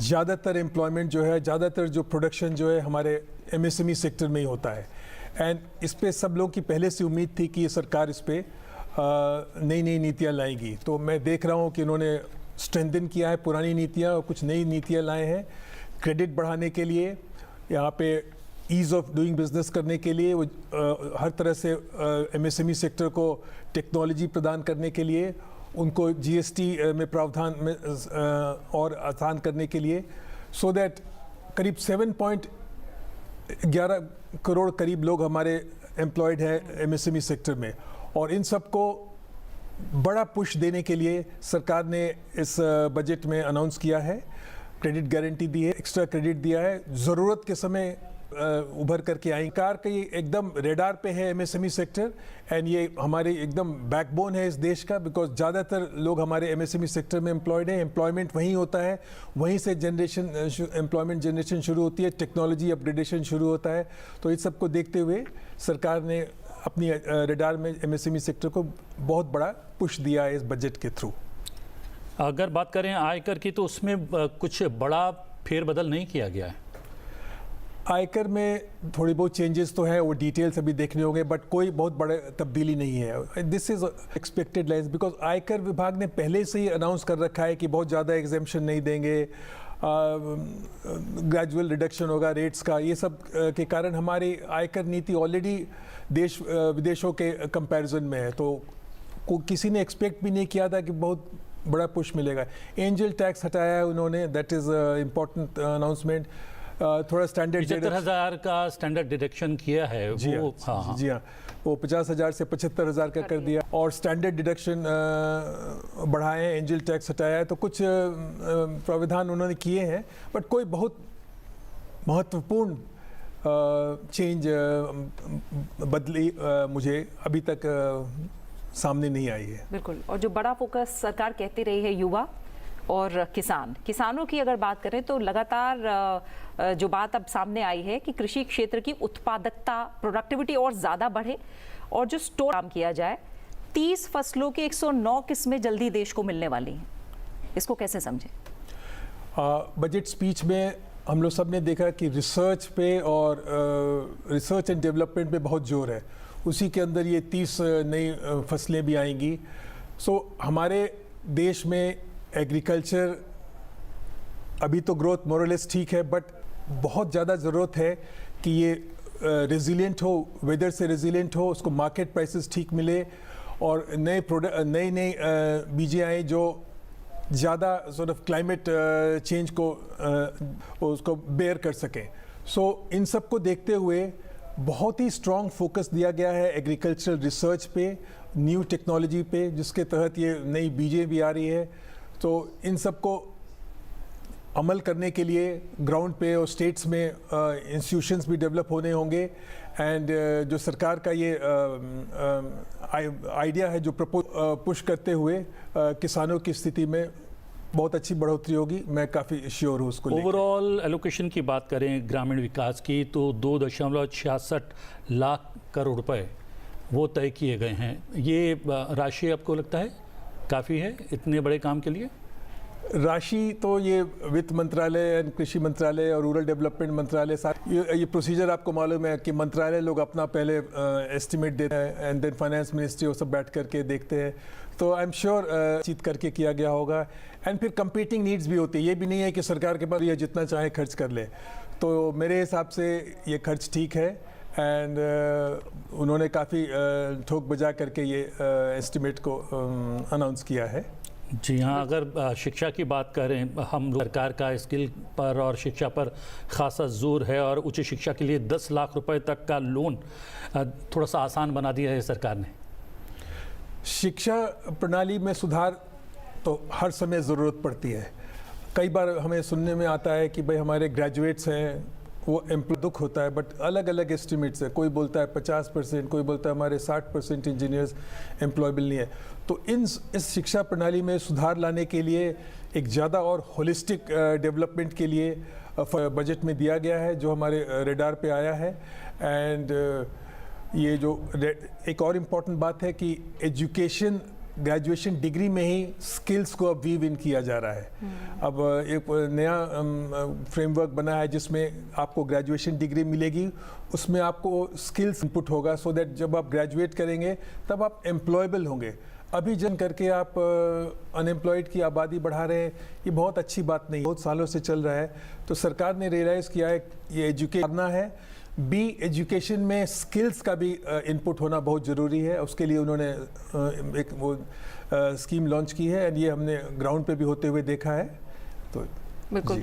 और एजुकेशन के अलावा जो टॉप 500 कंपनीज हैं उसमें 1 करोड़ युवाओं को इंटर्न की बात कही गई है। इससे कितना बड़ा बदलाव आया? ये इंटर्नशिप स्कीम तो बहुत ही अच्छी स्कीम है। ये हमने जर्मनी से सीखा है जहाँ की इंटर्नशिप स्कीम बहुत फेमस है और ये इंटर्नशिप स्कीम हमारी चल रही है। बट इस बार और भी बड़ा पुश दिया गया है उसे। प्राइवेट सेक्टर को भी ट्रेनिंग कॉस्ट आप बेयर करें और सरकार भी आई थिंक उनको 5,000 या कुछ ऐसे 5,000 रुपये पर महीने देंगी। तो इंटर्नशिप स्कीम बहुत ही अच्छी स्कीम है। उससे ऑन द जॉब ट्रेनिंग मिलती है, लोगों के वो देखने का, काम करने का उनका वो विजन बढ़ता है। एंड इसमें पब्लिक प्राइवेट पार्टनरशिप भी है और प्राइवेट सेक्टर को बोला गया है भाई आप ट्रेनिंग नीड्स मीट करें एंड कोशिश जब ये इनकी इंटर्नशिप 1 साल में हो जाए इनको रोज़गार भी मिले। सो इंटर्नशिप स्कीम अभी भी चल रही थी बट इसको रियलाइज़ करते हुए इसको सरकार ने रियलाइज़ किया ये तो अच्छी स्कीम है। जर्मनी में तो ये बहुत ही उम्दे तौर पे चलती है, तो इसको बिग पुश दिया जा रहा है इस बार बिकॉज नौकरियों की हमें बहुत अच्छी सख्त ज़रूरत है। श्रम संबंधी सुधारों की भी बात होती है कि इस सेक्टर में सुधारों की रिफॉर्म्स की बड़ी ज़रूरत है और इस दिशा में सरकार काम भी कर रही है। ई श्रम कब बनेगा, कैसे जुड़ पाएंगे लोग? ये ई श्रम पोर्टल की बात तो कुछ दिनों से चल रही है कि इस पे आप जिसको रोज़गार चाहिए वो रजिस्टर कर ले एंड जो कंपनियां जॉब खोज रही हैं वो यहाँ से सीधे आपको पिक कर ले। इस पे काम कुछ दिनों से चल रहा है बट इस बजट में इसको बड़ा पुश मिलेगा।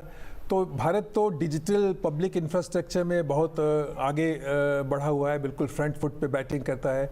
सो ये डिजिटल ई श्रम पोर्टल के इफ़ेक्टिव हो जाने पे जो नौकरी खोज रहे हैं उनको बहुत आसानी होगी, इधर उधर नहीं भटकना पड़ेगा। वो सीधे अपने क्वालिफिकेशंस और अपनी डिटेल्स वो ई श्रम पोर्टल में डालेंगे एंड जो कंपनियां नौकरी खोज रही हैं वो सीधे वहाँ पे जा कर के वहाँ से सीधे अपना एक्सेस कर पाएंगी इनका डेटाबेस, सो दैट ये मैच मेकिंग बिटवीन जिनके पास जो नौकरी खोज रहे हैं और जो नौकरी करने वाले हैं उन दोनों के बीच में मैच मेकिंग हो। तो ई श्रम पोर्टल विल बी अ बहुत ही अच्छी प्रपोजल है। हम यही उम्मीद करते हैं इसको और जल्दी इम्प्लीमेंट किया जाए on the ground.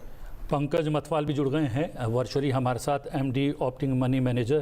Pankaj ji बहुत बहुत स्वागत है। किस तरीके से देखते हैं आप भी, क्या स्वागत कर रहे हैं इस बजट का? देखिए अगर बात करें हम ग्रोथ की तो डेफिनेटली ग्रोथ ओरिएंटेड बजट है। से बात करें थोड़े से चेंजेस हैं जो कि शायद मार्केट को बहुत पसंद नहीं आएंगे, हम एसटीटी में बदलाव देख रहे हैं, उसमें इंक्रीमेंट देख रहे हैं। यहाँ पर यदि डायरेक्ट टैक्सेस की बात की जाए तो वहां भी इस तरह की उम्मीद थी वैसा नहीं दिखाई दे रहा है, थोड़ा सा बदलाव है। स्टैंडर्ड डिडक्शन जो है वो 50,000 से बढ़ाकर 75,000 किया गया है। टैक्स स्लैब जो थे उसमें थोड़ा सा बदलाव किया गया है, लेकिन बहुत ज्यादा इतना स्कोप था उतना यहाँ नहीं दिखाई दे रहा। दूसरी बात यह है कि अगर हम ये कहें कि कैपिटल मार्केट में पार्टिसिपेशन बहुत बढ़ रहा है, इक्विटी मार्केट बहुत लोग निवेश कर रहे हैं, यहाँ पर वैसे भी टैक्स कलेक्शन काफी हो रहा है। उम्मीद थी कि थोड़ा सा जो long term capital gain tax है वो कम होगा, बल्कि वो बढ़ा दिया गया 12। जी हाँ पंकज माथवाल, तकनीकी वजह से बात नहीं हो पा रही है, उनकी वॉइस थोड़ा सा क्रैक हो रही थी। आप जब बजट जो है पेश होने वाला था उससे पहले समीक्षा आई थी, तो किस तरीके के फोकस रहेगा बजट में, ऐसा कुछ नज़र आया, रिफ्लेक्ट हुआ है? आपकी नज़र में जो 5 बड़े पॉइंट हो इस बजट के? हाँ, ये समीक्षा में पहले से बात हो रही थी, एक दो समीक्षा में मैं भी भाग लिया था। वो कह रहे थे एग जोर होगा, एमएसएमई सेक्टर पे जोर होगा, स्किल्स एंड एजुकेशन पे जोर होगा, हेल्थ सेक्टर पे जोर होगा। ये सारे बॉक्सेस टिक किए गए हैं। सो जो समीक्षा में मुद्दे उठ रहे थे, तो वित्त मंत्री ने जो 9 शुरू में इम्पोर्टेंट बिंदु अनाउंस किए हैं उन सबों पे चल रही थी। जैसा कि मैंने कहा, MSME sector, employment, agriculture, health, इन सब पे बातें चल रही थी और उन सब पे वित्त मंत्री जी की का जोर भी रहा है। एंड आई विल से कि वो एक्सपेक्टेड लाइंस पे और थोड़ा बढ़ करके चीज़ें अनाउंस की गई हैं इस बजट में, बट काफ़ी एक्सपेक्टेड लाइंस पे है ये। बिकॉज देश के सामने क्या मेन मुद्दे हैं आजकल, तो बहुत डिबेट होता है हर समय, इतनी सारी सर्वे, इतनी सारी समीक्षाएं निकलती हैं। तो ये तो भारत अब डेवलप्ड नेशन की तरफ बढ़ रहा है। ये तो अच्छे डेवलप्ड नेशन की निशानी है कि पहले से मुद्दे डिस्कस हो जाएं, बजट में कुछ सरप्राइज ना हो। ये पुराना अनडेवलप्ड कंट्री का जो होता था मुद्दा कि सडनली बजट में बहुत सरप्राइजिंग अनाउंसमेंट्स होते हैं। पिछले 7-8 साल से अब ये नहीं है। लेकिन ये था कि बिहार और आंध्र प्रदेश विशेष तौर पर विशेष राज्य का दर्जा मांग रहे थे, डिमांड थी उनकी। विशेष राज्य का दर्जा भले ही ना इसमें अनाउंस हुआ, तिजोरी ज़रूर खोल दी है। विकास की बहुत सारी योजनाएं उसकी घोषणा की है, स्पेशली इंफ्रास्ट्रक्चर को लेकर बिहार के आधारभूत ढांचे को और ज़्यादा मजबूत बनाने के लिए बहुत सारी घोषणाएं हुई हैं। जी हाँ, मैं भी सुन रहा था कि बिहार में 26,000 करोड़ सड़कों के लिए दिए गए। अच्छा, सड़कों को लिए दिया गया है। बिहार में वो टेम्पल्स भी उनके टेम्पल कॉरिडोर बनाने की बात है, और भी कई सारी बातें हैं। तो ये budget is also finally A political economic tool. तो उसमें इकोनॉमिक्स के अलावा आपके साझेदार पार्टनर्स जो है उनकी भी अकोमोडेट करना पड़ता है। तो ये भी एक्सपेक्टेड था, बट लेकिन बिहार को ज़रूरत भी थी। हाँ, विकास की गति में थोड़ा सा पिछड़ा हुआ था राज्य, और इसलिए मांग भी थी। तो ये तो बिल्कुल ठीक है, बिहार को बिल्कुल ज़रूरत थी। एंड बिहार वाले तो अभी भी आर्ग्यू करेंगे कि हमें और मिलना चाहिए था, स्पेशल कैटेगरी स्टेटस मिलने चाहिए था। बट ये तो फेडरल कंट्री है, हर ने मांग लेके आता है, एंड देन केंद्रीय सरकार मिलकर ट्रेड ऑफ्स को देखते हुए फिर वो अपना फाइनल डिसीजन देती है। तो आपने बिल्कुल ठीक कहा, बिहार में कई सारे स्कीम्स अनाउंस हुए हैं, आंध्र प्रदेश में भी कुछ हुए हैं। बट वेदर ये आंध्र प्रदेश और बिहार वाले उससे बिल्कुल संतुष्ट, वो अलग बात है। बट देन केंद्रीय सरकार को तो सारे स्टेट्स और ये सबको देख करके फिर आगे डिसीजन लेना पड़ता है। तो ये मेरे हिसाब से अच्छा डिसीजन है। सबको घर देने की जो बात है आनंद जी, इस बार कहा गया है कि जो शहरों में रहने वाले गरीब हैं उन्हें 1 करोड़ घर दिए जाएंगे। सबके लिए घर का सपना कितना जल्दी? ये तो इकोनॉमिक्स में बहुत ही अहम बात कहते हैं कि एक बार सिटीजन को अगर घर मिल जाए तो वो स्टेट्स अपने को नेशन इन्वॉल्व समझता है, हर अपनी साझेदारी को बहुत स्ट्रांग मानता है। तो ये बहुत ही 2047 के लिए भी बहुत बड़ी हमारे लिए ये पड़ाव होगा कि सबको अपना घर मिले। बिल्कुल, 2047 में जब हम विकसित देश बनने वाले हैं तो ये घर हर गरीब को मिल जाए, हर सिटीजन को मिल जाए, तो ये तो बहुत ही इम्पोर्टेंट इंडिकेटर होगा डेवलप्ड स्टेटस का। एंड ये बात समीक्षाओं में, ऐसे भी डिस्कशन में काफ़ी चल रही है कि हर तरह से गरीबों को घर में लोन मिले उनको, वेरियस स्कीम्स हैं, प्रधानमंत्री आवास योजना, तरह तरह की और भी स्कीम्स हैं जिसके थ्रू उनको घर मिले। सो ये इस सरकार की उपलब्धि भी रही है और इस बजट में और भी आगे बढ़कर अनाउंस किए गए हैं घर के लिए। और तकरीबन शहरी आवास योजना के लिए 10 लाख करोड़ रुपए के प्रावधान की घोषणा बजट के दौरान की गई है। बजट घोषित होने से ठीक पहले जब हम कार्यक्रम कर रहे थे उस दौरान क्लीन एनर्जी और ऊर्जा क्षेत्र में हमारी जो डिमांड्स हैं उसकी आपूर्ति है उस पर हम लगातार चर्चा कर रहे थे। तो 10,000 बायोफ्यूल प्लांट लगाने का भी प्रावधान रखा गया बजट में। तो ये बहुत ही अच्छी बात है। भारत ने क्लाइमेट चेंज को एक्सेप्ट किया है। बाय 2070 हम कार्बन फ्री होने का, एमिशन न्यूट्रल होने की हमारी बात है। उसी के अंडर बहुत सारे इंस्ट्रूमेंट्स आते हैं, उसमें biofuel and lower GDP, carbon intensity of GDP growth, ये सब हमारी पॉलिसीज़ में है। सो भारत ने पर ये भी ध्यान रखने को कहा है कि कहीं बहुत ज़्यादा क्लाइमेट चेंज के पीछे पड़ के हमारी डेवलपमेंट स्ट्रैटेजी ना इफेक्ट हो जाए। क्यों, जहाँ तक यानी पारंपरिक हमारे ऊर्जा के स्रोत हैं उन पर भी हम लगातार काम करते रहेंगे। ऐसा नहीं है कि उनको छोड़ देंगे, क्योंकि हमारी जो रिक्वायरमेंट है, आवश्यकताएं हैं, उनकी आपूर्ति फिलहाल वो जारी रखनी बेहद आवश्यक है। जी बिल्कुल ठीक कहा आपने। ये बहुत ज़्यादा एंथुजियाज्म में क्लाइमेट चेंज करने पर ये ना हो कि जो हमारी जो पारंपरिक ऊर्जा के सूत्र हैं वो हम भूल जाएं। उसको सरकार ने एक्सेप्ट किया है। एंड ये डेवलप्ड कंट्री अगर ये चाहें कि भाई केवल डेवलपिंग कंट्रीज़ जो अपनी एमिशंस कम करें, और जो पास्ट हिस्ट्री है डेवलप्ड कंट्रीज़ की जिन्होंने एमिशन करके ये क्लाइमेट चेंज को मेनली लाए हैं, तो वो ऐसा नहीं हो सकता है। डेवलपिंग कंट्रीज़ लाइक इंडिया, ये लोग भी अपना मुद्दा आगे रखते हैं और उसको रखते मुद्दे को अपने होराइजन पे रखते हुए हम अपनी नीतियाँ बना रहे हैं। एक R&D की रिसर्च एंड डेवलपमेंट को ज़्यादा से ज़्यादा मजबूत करने की बात कही जा रही है लगातार आनंद। इसमें 1 लाख करोड़ रुपए के वित्तीय कोष से जो निजी क्षेत्र है वहाँ वाणिज्यिक स्तर पर रिसर्च और इनोवेशन को बढ़ावा दिया जाएगा। ये बहुत ही अच्छी बात है। R&D में भारत का ऐसा रहा है कि पब्लिक सेक्टर ही ज़्यादा इन्वेस्ट करती है और प्राइवेट सेक्टर कम इन्वेस्ट करता है। Even public sector private sector जोड़ करके as a percentage of GDP हम लोग काफ़ी लो हैं as compared to developed nations like USA, Germany, Japan. So ये जो बूस्ट दिया जा रहा है कि प्राइवेट सेक्टर भी ज़्यादा R&D करे, फार्मास्यूटिकल सेक्टर में, इलेक्ट्रॉनिक्स में, ये बहुत ही अच्छी बात है। बिकॉज अल्टीमेटली टेक इस देश को आगे ले जाएगी। हमें सबको मालूम है कि भारत ने टेक्नोलॉजी को एम्ब्रेस किया है। हमारी डिजिटल फुटप्रिंट बहुत अच्छी है। इवन आर्टिफिशियल इंटेलिजेंस से हम लोग घबरा नहीं रहे हैं, हम लोग उसको एक्सेप्ट कर रहे हैं। सो ये जो पुश हम दे रहे हैं कि private sector research and development में इन्वेस्ट करे, ये बहुत ही महत्वपूर्ण है। Because without investment in research and development technology को हम ले नहीं सकते। टेक्नोलॉजी कोई दुकान में बिकने वाली चीज़ नहीं। You have to develop the ecosystem, you have to develop the system जो लंबे पीरियड तक R&D के थ्रू ही हो सकता है। सो भारत ने ये बहुत ही अच्छी, इस बजट में ये बहुत ही अच्छी बात है कि हम लोग प्राइवेट सेक्टर को इंसेंटिवाइज कर रहे हैं।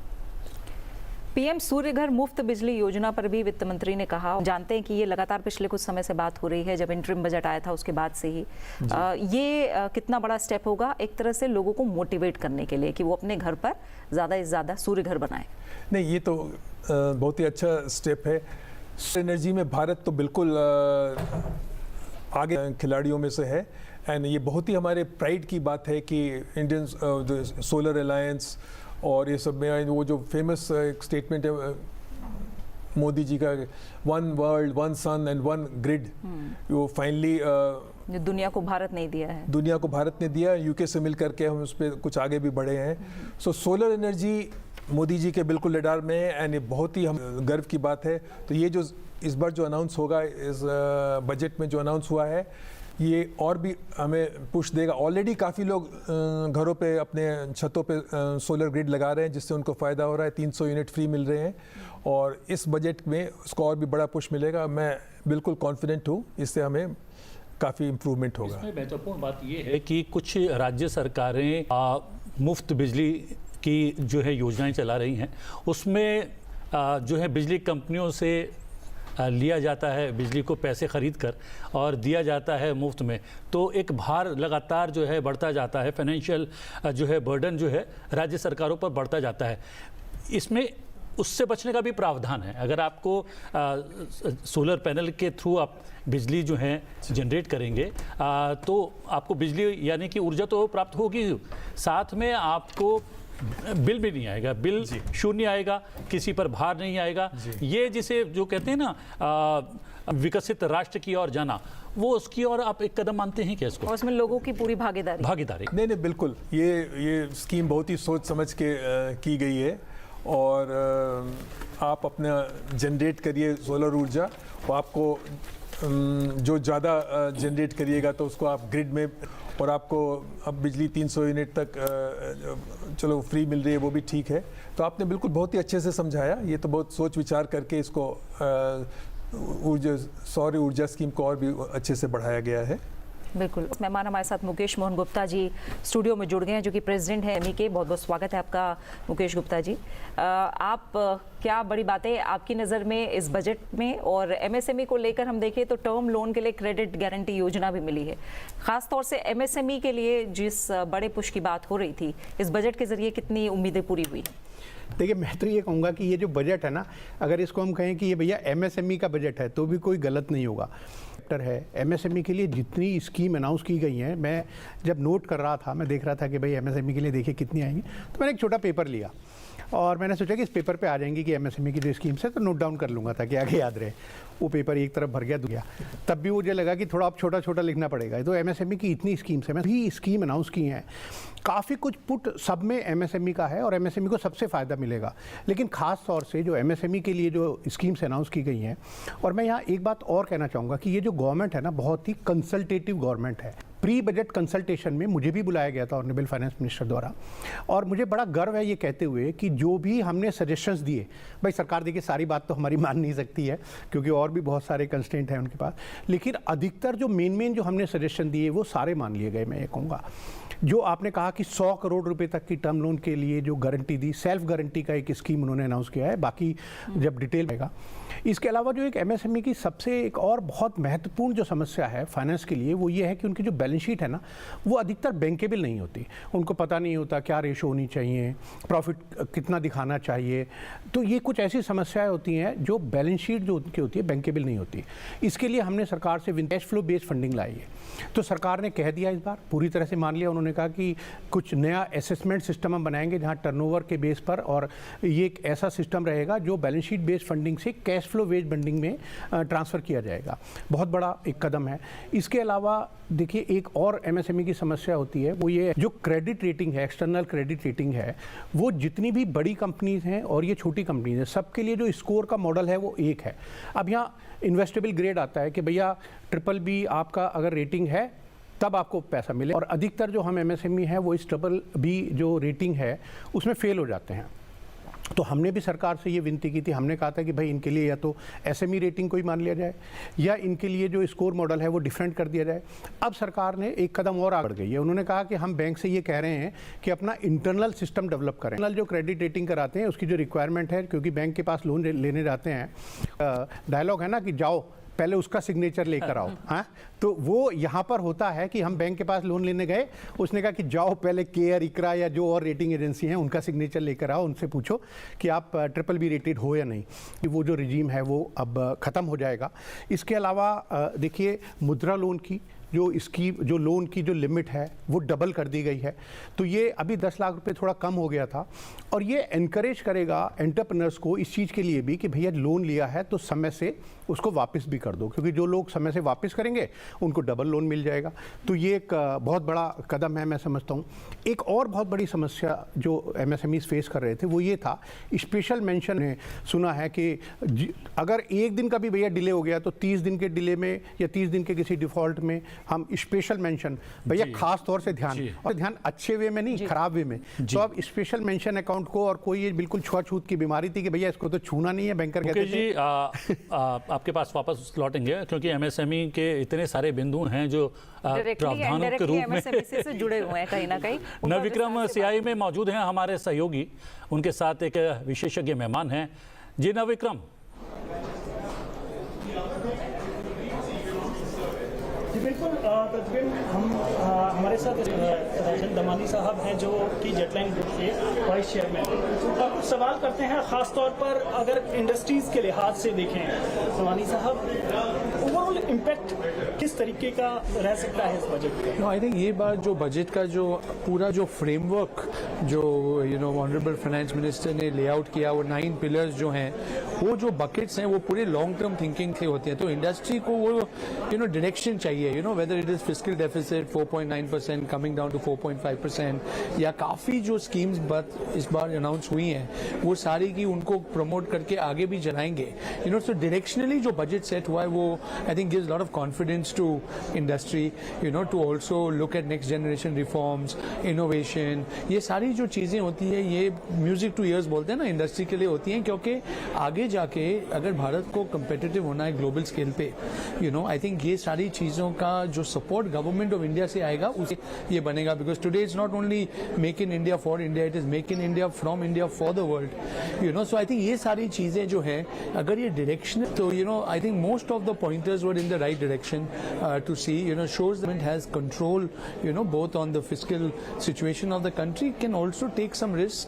थोड़े जो हमारी जो युवा शक्ति है, अगर आपने देखा तो उसमें काफ़ी चीज़ें around, specially around skilling, internships, hand holding of large corporates with new age people, जो एंजल टैक्स बोलते हैं ना, वो अबॉलिश हुई। वो बहुत ही परेशानी, क्योंकि एंजल और टैक्स कभी साथ में जाती नहीं। एंजल आपको चलाता है, टैक्स सुन के आदमी थोड़ा तो आई थिंक ये छोटी चीज़ें हैं। Rationalisation of long term capital gain, अगर आप देखें, अगर अभी वो तो फाइन प्रिंट में देखना पड़ेगा, पर अगर वो एक्चुअली 12.5% है, तो ये जो कंपनीज जो लॉन्ग टर्म में स्टार्टअप्स, प्राइवेट कंपनीज में इन्वेस्ट करती हैं, वो पहले 20% और रहता था, तो अभी family offices, Indian domestic capital I think will be used a lot more, specially when it is coming to investing in local startups and new age companies. MSME को काफ़ी चढ़ावा दिया है, ई कॉमर्स प्लेटफॉर्म से लेके हाँ उनको global करेंगे, लोन्स हैं, सब काफ़ी चीज़ें ये बार अगर बजट में आप देखें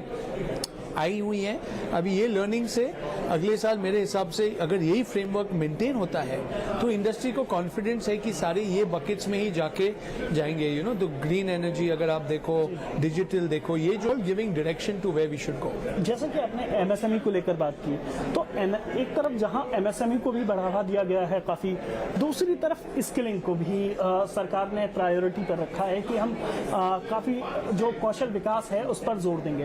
तो इन कौशल विकास का और फिर एमएसएमई का, और फिर अगर हम पूरी इंडस्ट्रीज की बात करें, उसमें कितना कनेक्शन रहता है और कितना फायदा एम्प्लॉयमेंट के लिहाज से होगा? दोनों चीज़ें से होती है। We always say we have jobs without people and people without jobs.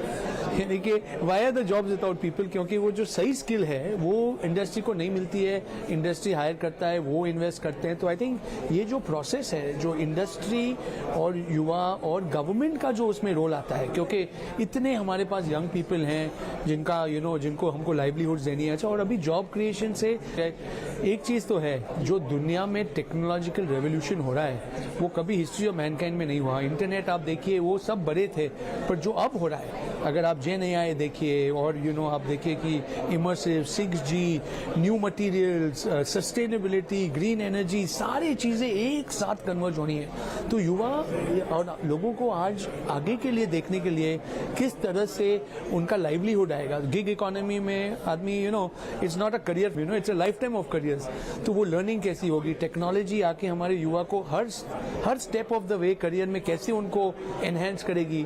वो भी एक बात आई कि we are not only looking at matching job seekers with employers, उनमें वो हुनर, वो स्किल कैसे ऐड होगा जिससे वो और एम्प्लॉयबल हो। तो आई थिंक जो आज बजट में सुनाई दिया, अभी उसको इम्प्लीमेंटेशन कैसे होता है, उसका पेस कैसे होगा, ये सब हम विकसित भारत की तरफ कर रहे हैं। तो आज का जो युवा है, वो जब उसकी जो 25 साल के, अगर वो ये बजट से इंस्पिरेशन लेके अपना कुछ करियर पाथ और अपना फाइनेंशियल प्लान कर सके, पर्सनल टैक्स वगैरह देख के भी वहाँ पे भी काफ़ी रैशनलाइजेशन हुई है, कॉर्पोरेट जो एंटरप्रेन्योर्स बन रहे हैं वो कैसे होगा। तो I like that part of this budget a lot. जी बिल्कुल। तो आप देख सकते हैं कि इंडस्ट्रीज में खास तौर पर जिस तरीके से सरकार ने कोशिश की है कि जो इंडस्ट्रीज हैं उनका भरोसा कायम रहे और कुछ बेहतर इनिशिएटिव भी लिए हैं।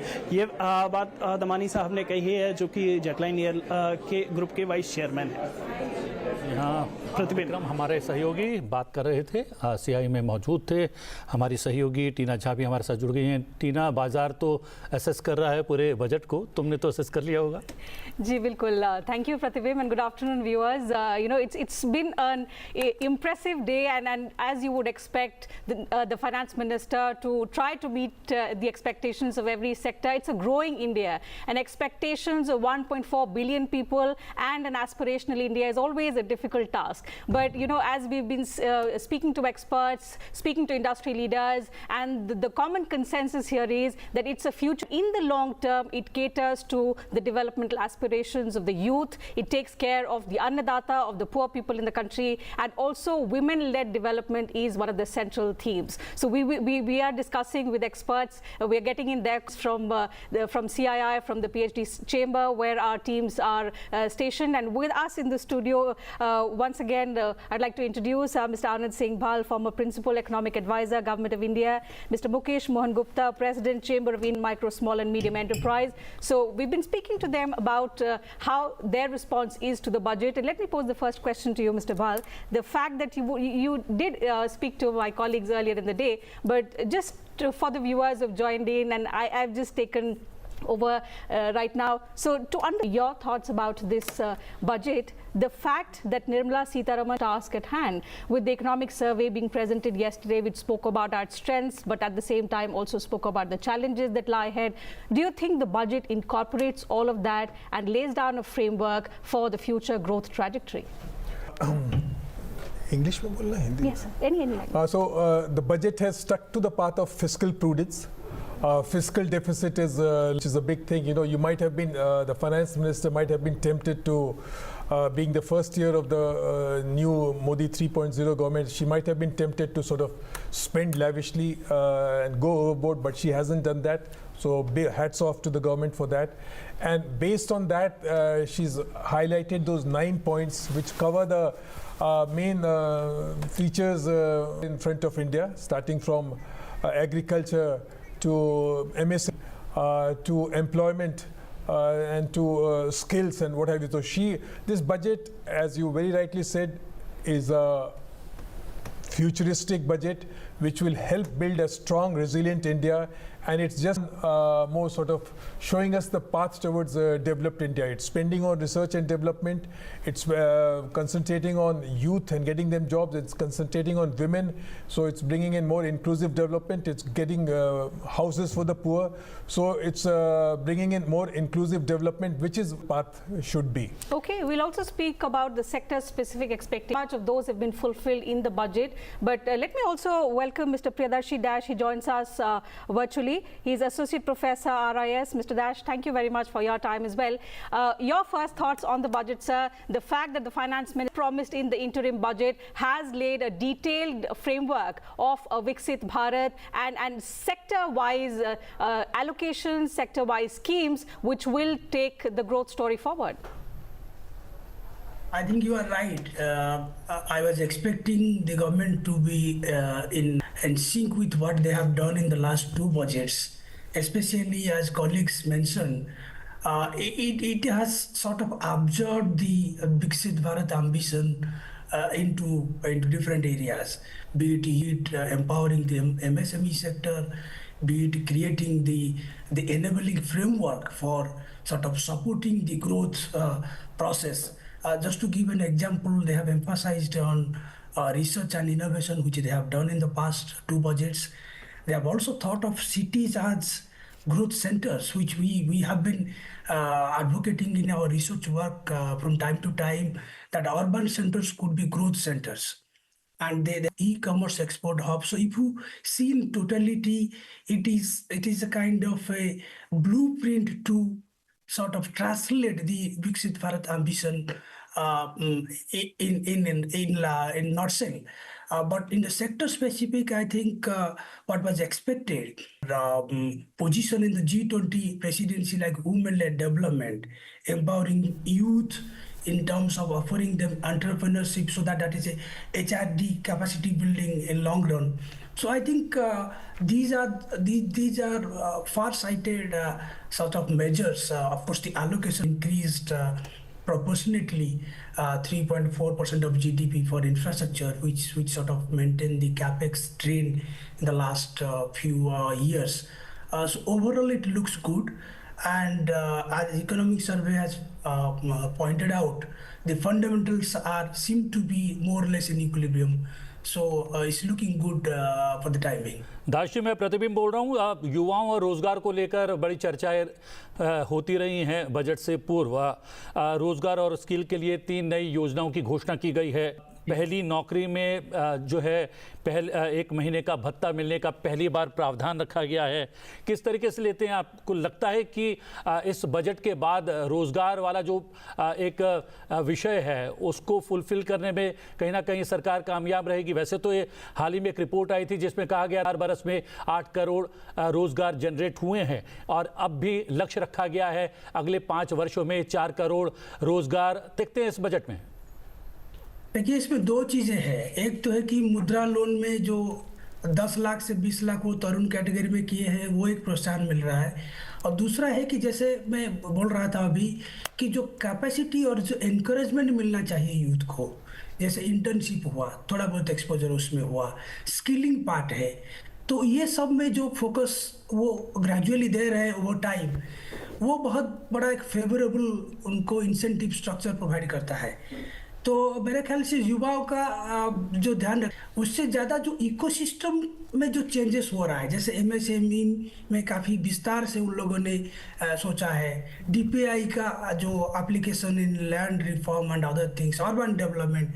सो कुल मिला के जो देश का युवा है वो सोच सकता है कि मुझे नौकरी के पीछे ज़्यादा और कोई सेक्टर में सेल्फ एम्प्लॉयमेंट हो सकता है या और कोई इंडस्ट्रियल वेंचर में वो जा सकता है। तो युवा को आई थिंक कुछ ना कुछ प्रोत्साहन तो इससे मिल रहा है।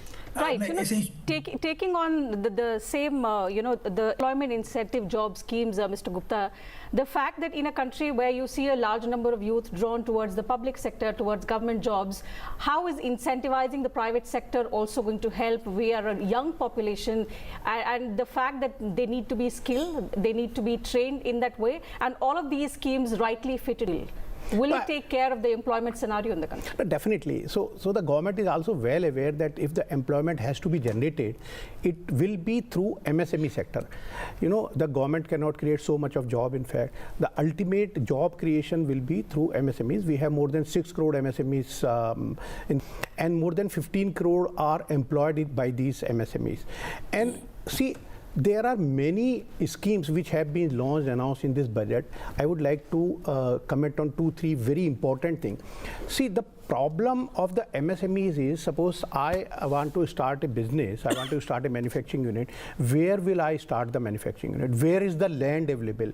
And the cost of the is any MSME able to purchase the land at such high cost? The government, we discussed with the government, as I was just referring to that also submitted our suggestion to Honorable Prime Minister, Honorable consultation. And this point was also raised by us. So the government has announced the industrial park. 12 industrial parks will be created by the government. More so, the industrial park will be created, but where these workforce will live nearby. So they are saying that we will create the rental accommodation for the workforce.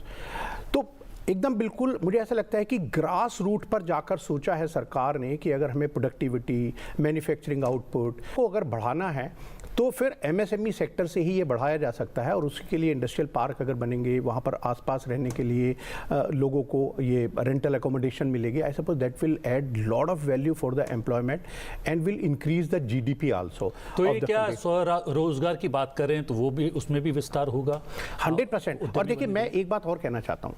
देखिए, हम हर बार सरकार की तरफ एकदम नज़र गड़ाए देख नहीं सकते कि भैया रोजगार दो, रोजगार दो।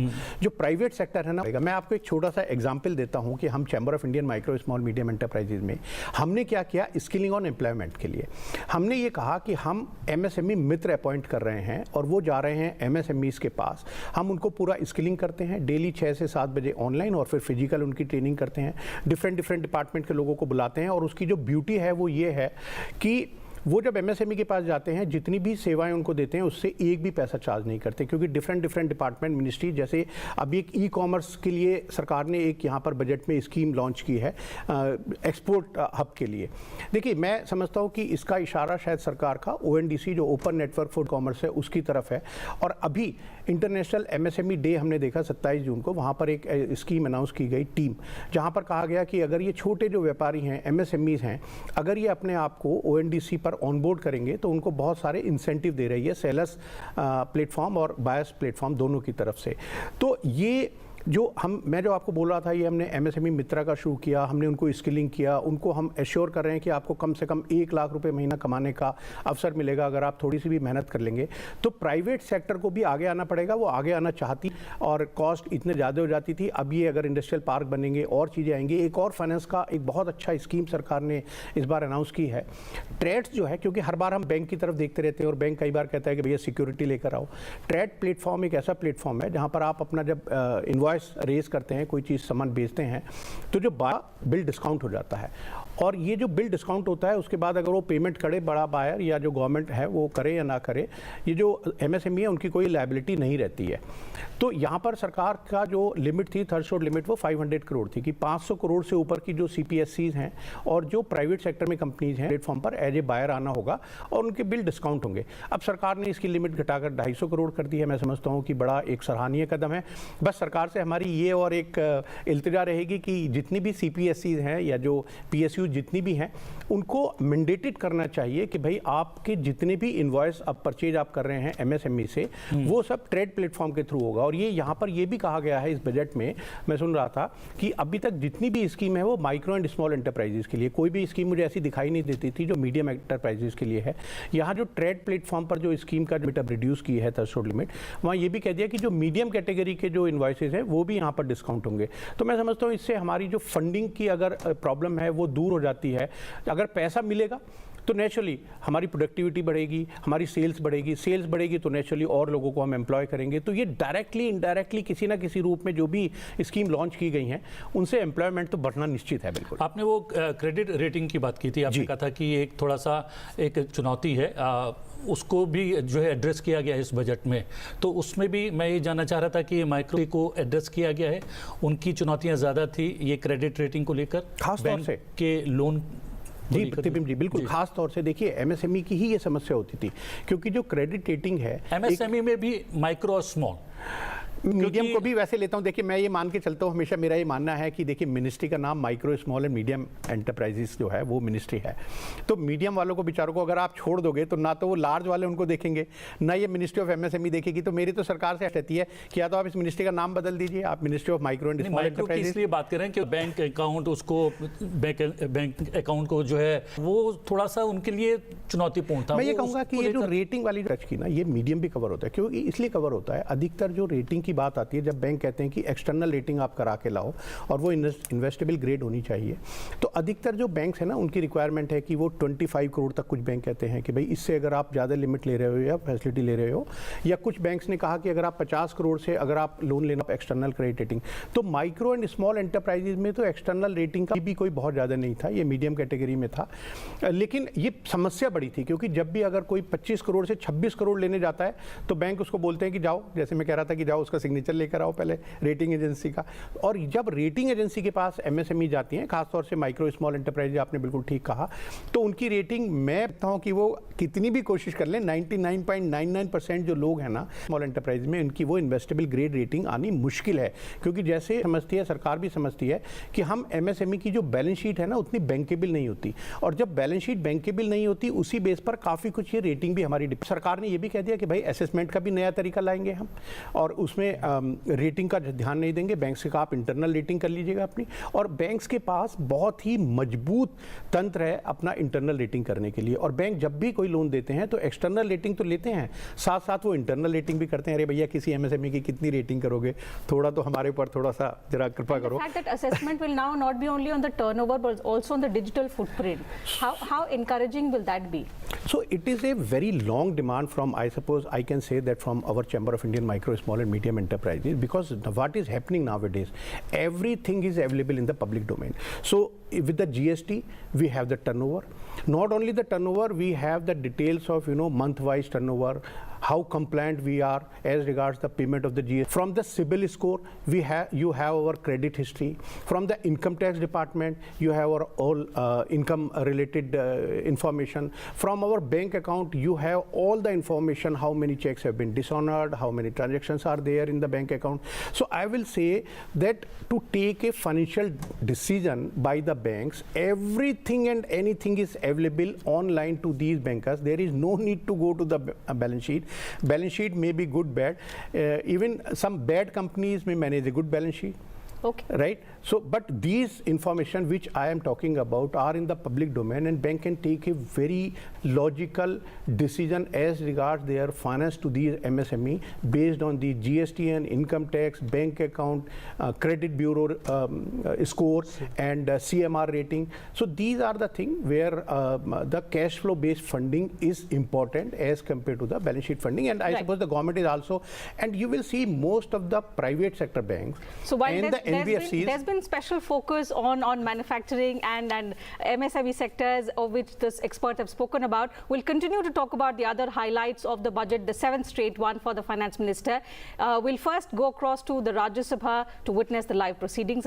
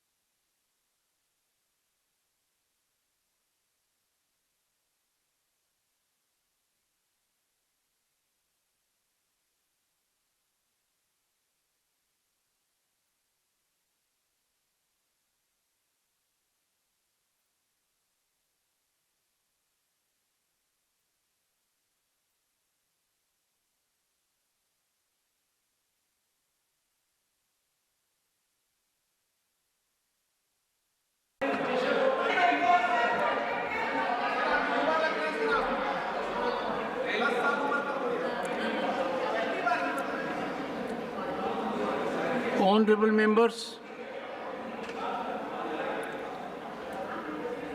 I am pleased to extend birthday greetings to Honorable Member of Parliament, Shri Subrata Bakshi.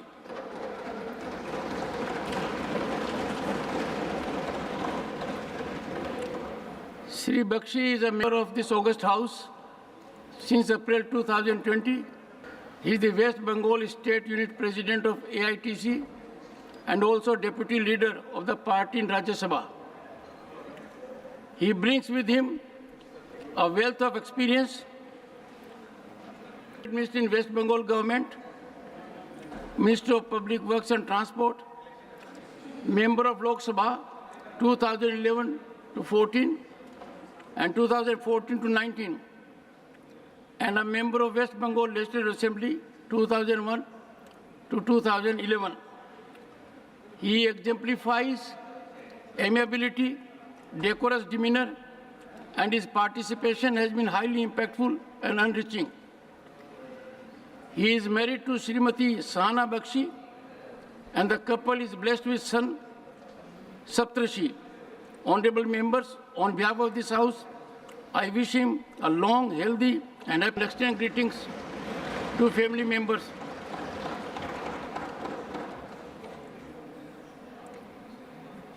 To electronic notices. Honorable members, yesterday I had indicated that I will give my ruling on the issue of electronic filing of notices. Honorable members, India's digital stride has globally been acknowledged. The World Bank chief, Shri Ajay Banga, reflected. I cannot praise enough what India is doing to open up space for entrepreneurs that is visible in the digital space. India put in place public digital infrastructure for private initiatives to blend in to take advantage of this infrastructure, unquote. World Bank in its G20 document has reflected that India has achieved financial inclusion targets in just 6 years, which would otherwise have taken at least 47 long years, owing to its digital payment infrastructure, such as Jan Dhan Bank and mobile phones, the gem trinity. Adaptability and acceptability of digitization is reflected in India accounting for more than half of the global transactions. Even millions of farmers receive 3 times a year direct transfer to their accounts. Such a service delivery is increasingly getting into digital mode. In this situation, honorable members, it will not be sending right signals that we from the Parliament do not lead by example. After deep thought and taking the concerns raised by members, a suitable mechanism for facilitating the honorable members in the matter has been put in place, and an IT help desk has been set up in the lobby for their queries in this regard, as also for contingent situations. I would welcome any suggestion of honorable members to enable them to go digital. In this premise, I am sure honorable members will appreciate and support this gesture. We have to be forward-looking, and this would inspire and motivate people at large. Ruling by the chairman regarding Rule 238. Honorable members, Shri Digvijay Singh, while addressing the House on 22nd July, him, "Sir, I have a point of order under Rule 238." And he in particular made reference to the explanation thereof, relevant extract as under. I quote, Rule 238, rules to be observed while speaking. A member while speaking shall not, Sub-Rule 5, reflect upon the conduct of a person or persons in high authority unless the discussion is based on a substantive motion drawn in proper explanation. The words person in high authority means persons whose conduct can only be discussed on a substantive motion drawn in proper terms under the Constitution, or such other persons whose conduct, in the opinion of the chairman, should be discussed on a substantive motion drawn in terms to be approved by him, that is the chairman, unquote. Shri Digvijay Singh, to raise the point of order was at my taking serious notice of the conduct of Shri Jairam Ramesh, who is sitting in his chair and without permission of the chair in high decibel, who is sitting in his chair without permission in high decibel, made highly derogatory, objectionable observations against high constitutional authority that were instantly expunged. I had indicated thus, I quote what I said, "I take it not only as a nuisance, but also as disturbance. Don't create it like a street. You cannot create like this. I take a very strong objection. The honorable member firstly is speaking while sitting in his chair. Then the honorable member is speaking without getting my permission. And the honorable member is using disparaging words, objectionable. I appeal to the senior leadership that let us rise to the occasion and see that dignity of the House is not shattered, unquote. The contextual situation, as indicated, leaves no doubt that the point of order has been raised in a wholly inconceivable manner and as a matter of fact takes exception to the disregard of mandate of Rule 238 by Shri Jairam Ramesh. In this situation, the point of order raised by Shri Digvijay Singh under Rule 238(5) is without merit and declined. Honorable members, to urge all of you in this August House to follow protocol and adhere to the rules. It is highly inappropriate for a member to address the House without leave of the chair. In this case, the conduct of honorable member is aggravating as he in high decibel without leave of the chair, sitting in his seat imparted unbecoming and disparaging remarks against high constitutional authority, causing disturbance and disruption in the House. Such conduct by one with parliamentary experience and ministerial background is unfortunate and reprehensible. Of such incidents, I urge the honorable member to reflect and adhere to rule-based conduct. I also seek to draw attention of honorable members that late Shri S.B. Chauhan, as the first chairman of the Ethics Committee in 1998, in the first report of the Ethics Committee, had imparted directions to the members inter alia that members must not do anything that brings disrepute to the Parliament and affects its credibility. I would go through the report carefully and ensure that they uphold the standards it sets forth. The report, for the benefit of honorable members, has already been uploaded today on members' portal. We need to exemplify, honorable members, our conduct that is worth emulation. Honorable members, this is a very, very serious aspect. I find that there has been some murmur. I have carefully thought about it, and unless we rise to the occasion, we will be sending a wrong signal. Announcement regarding, yes, Mr. Tiruchi Shiva. Recall, sir, in the other house when we were, sir, an issue was raised about a member house. And when objected that members who cannot have an opportunity to explain themselves, it cannot be raised. At that time, you gave a ruling, sir, that anything under the sky can be debated or discussed here. Then only itself I asked, sir, whether 238 becomes redundant. You said you will later give a ruling, sir. Because 238 says all these things, sir, either sub judice or who is not able to, and persons of high authority. Kindly, please. Sir. 1 second. Thank you. While this is not the issue at the moment, Mr. Tiruchi Shiva, you are a senior member.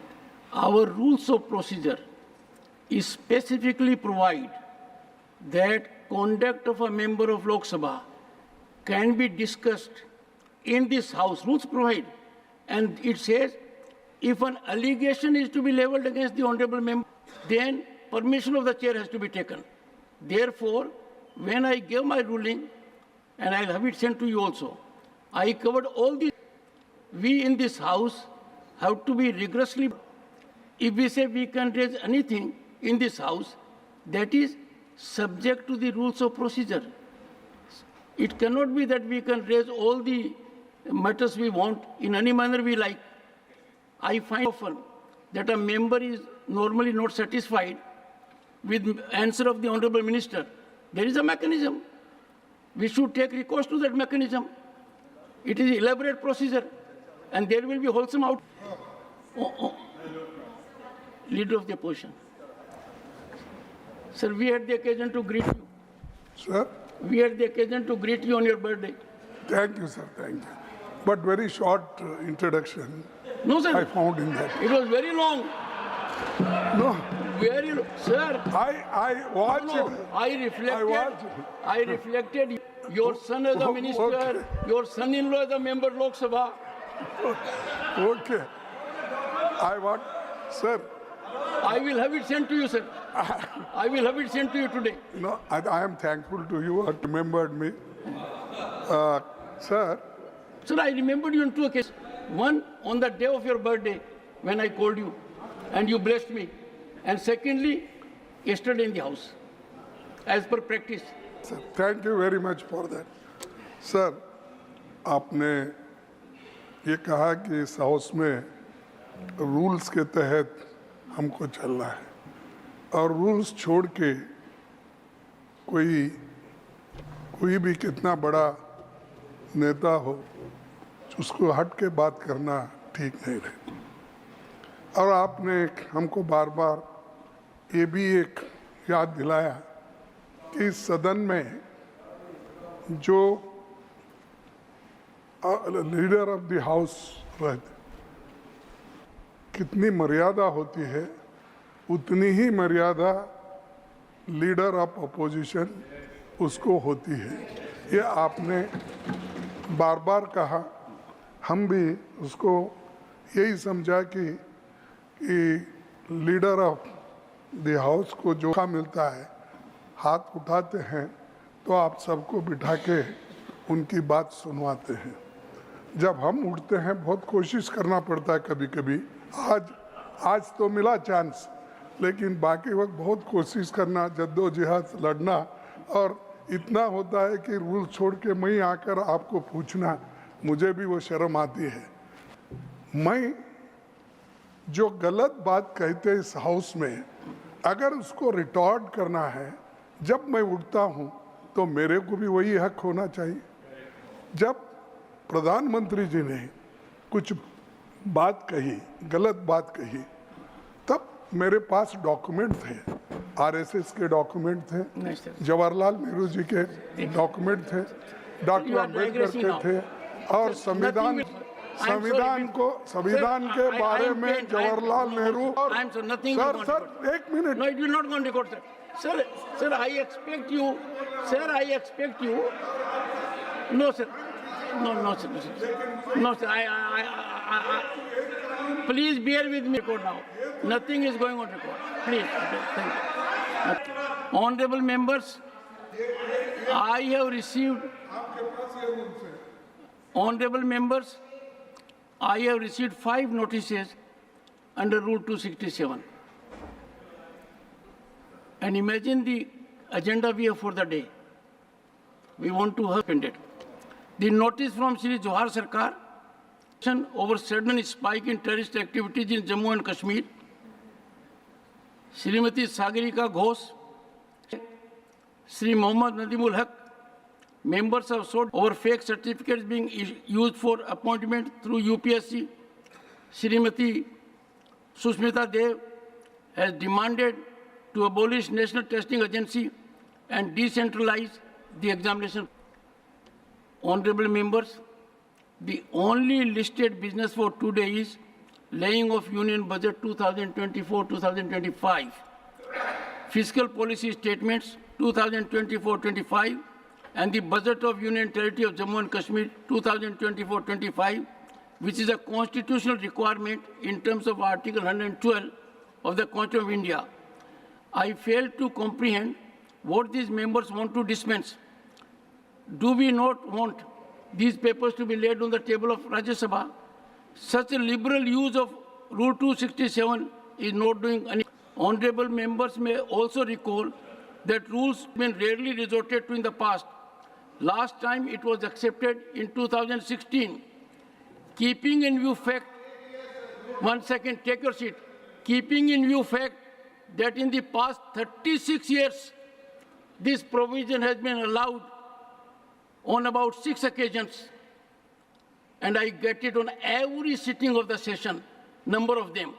I urge the members and floor leaders to seriously reflect and introspect this indiscriminate resort to the provisions of Rule 262 on a daily basis, virtually without exception, when the House is in session. These notices do not conform to the directives imparted by the chair in this behalf. The same I cannot proceed myself to accept. Honorable members, Finance Minister Srimati Nirmala Sitharaman deserves congratulations and accolades for the milestones she has to her credit while presenting the budget before Parliament. The budget is Srimati Sitharaman's 7th consecutive union budget since 2019, including an interim one in February this year.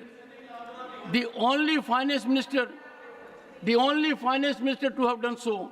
She surpasses the record of Sri Morarji Desai, presented 6 consecutive budgets from 1959 to 1964, including an interim budget. Finance Minister Nirmala Sitharaman happens to be Bharat's first full-time woman finance minister, appointed in 2019. She happens to be the first finance minister to present budget of the most populous nation, first woman finance minister to budget for a government that is continually in its third term. Honorable members, these in a sense also exemplify Bharat's emerging empowerment of women and women-led empowerment. The Union Budget 2024-25, Srimati Nirmala Sitharaman. Sir, with your permission, I raise to lay on the table a statement in English and Hindi of the estimated receipt and expenditure of the government for the year 24-25. Fiscal Policy Statement 2024-25. Sir, with your permission, I rise to lay on the table of the House under subsection 1 of section 3 of the Fiscal Responsibility and Budget Management Act 2003, a copy each in English and Hindi of the following papers: medium-term fiscal policy cum fiscal policy strategy statement and macroeconomic framework statement. The budget of Union Territory of Kashmir 2024-25, Srimati Nirmala Sitharaman. Sir, I rise to lay on the table statements in English and Hindi of the estimated receipt and expenditure 2024-25 of the Union Territory of Jammu and Kashmir with legislature. The House stands adjourned to meet at 11 a.m. on Wednesday, the 24th July 2024.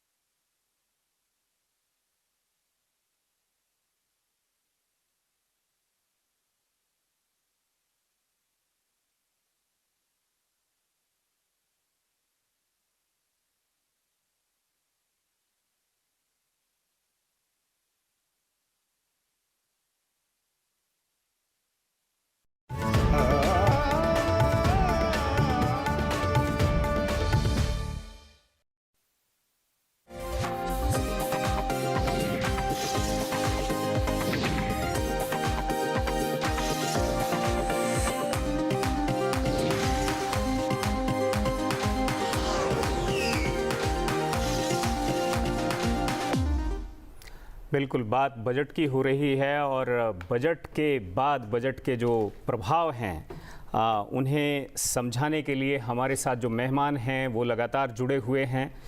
अभी भाल साहब यहाँ पर एक data मैं देख रहा था कि 2007 से 2014 के बीच में जो एग्रीकल्चर बजट है स्पेशली उसमें 1,37,000 कुल बढ़ोतरी हुई, लेकिन 2014 से और इसमें 7,27,000 करोड़ रुपए की बढ़ोतरी हुई। इसको उन्होंने कहा कि ये एक बड़ा कदम है या किसानों को लेकर, कृषि को लेकर, ग्रामीण विकास को लेकर हमने जो स्टेप लिए हैं ये स्टेप इस आंकड़े से अपने आप विजिबल होते हैं। क्या कहेंगे? नहीं, ये बहुत ही इम्पोर्टेंट मुद्दा आपने बताया। तो इस सरकार के रेडार में एग्रीकल्चरल डेवलपमेंट की कोई इम्पोर्टेंस दिया जाता रहा है और ख़ासकर इस बजट में देख रिसर्च एंड डेवलपमेंट पे बहुत ही ज़्यादा जोर दिया गया है। उन्होंने रियलाइज़ किया है कि नई तरह की सीड्स आनी चाहिए, नई तरह के प्रोसीजर से नीति होनी चाहिए और उनको उसको मार्केट प्रोडक्ट्स को मार्केट पहुंचाना चाहिए और उसको एक सर्टेन प्राइस मिलना चाहिए। अभी तक बिजनेस एज यूजुअल जो पुराना चलते आया था 2014 तक, वो बिजनेस एज यूजुअल था। बट इस सरकार ने रियलाइज़ किया है कि 45% of our work force agriculture sector में ही है एंड वो किसान तो हमारे अन्नदाता हैं, उनके किसान को तो बहुत ही अहमियत देनी चाहिए। तो इस सरकार ने हमेशा से और अपने तो खासकर 2014 के बाद से किसानों को इम्पोर्टेंस दिया है। एंड इस बजट में खासकर आप देखें कितनी इम्पोर्टेंस दी गई है on the research and development side of agriculture, which is agriculture में किस तरह के बारिश पेस्ट से बचें, धूप से कैसे हो, क्लाइमेट चेंज पे क्या असर हो, उसको कैसे वेयर हाउस बनाया जाए, इस सब पे है। एंड आपने बिल्कुल ठीक कहा, इस सरकार का एक क्वांटम जंप रहा है इस सरकार का थ्रू आउट और फोकसिंग ऑन एग्रीकल्चर। इसी बात को थोड़ा सा और हम बजट में जो निर्मला सीतारमण ने जिक्र किया, गुप्ता जी, उन्होंने कहा कि नेचुरल फार्मिंग के लिए वो कोशिश करेंगे कि 1 करोड़ किसान नेचुरल फार्मिंग की प्रैक्टिस करें।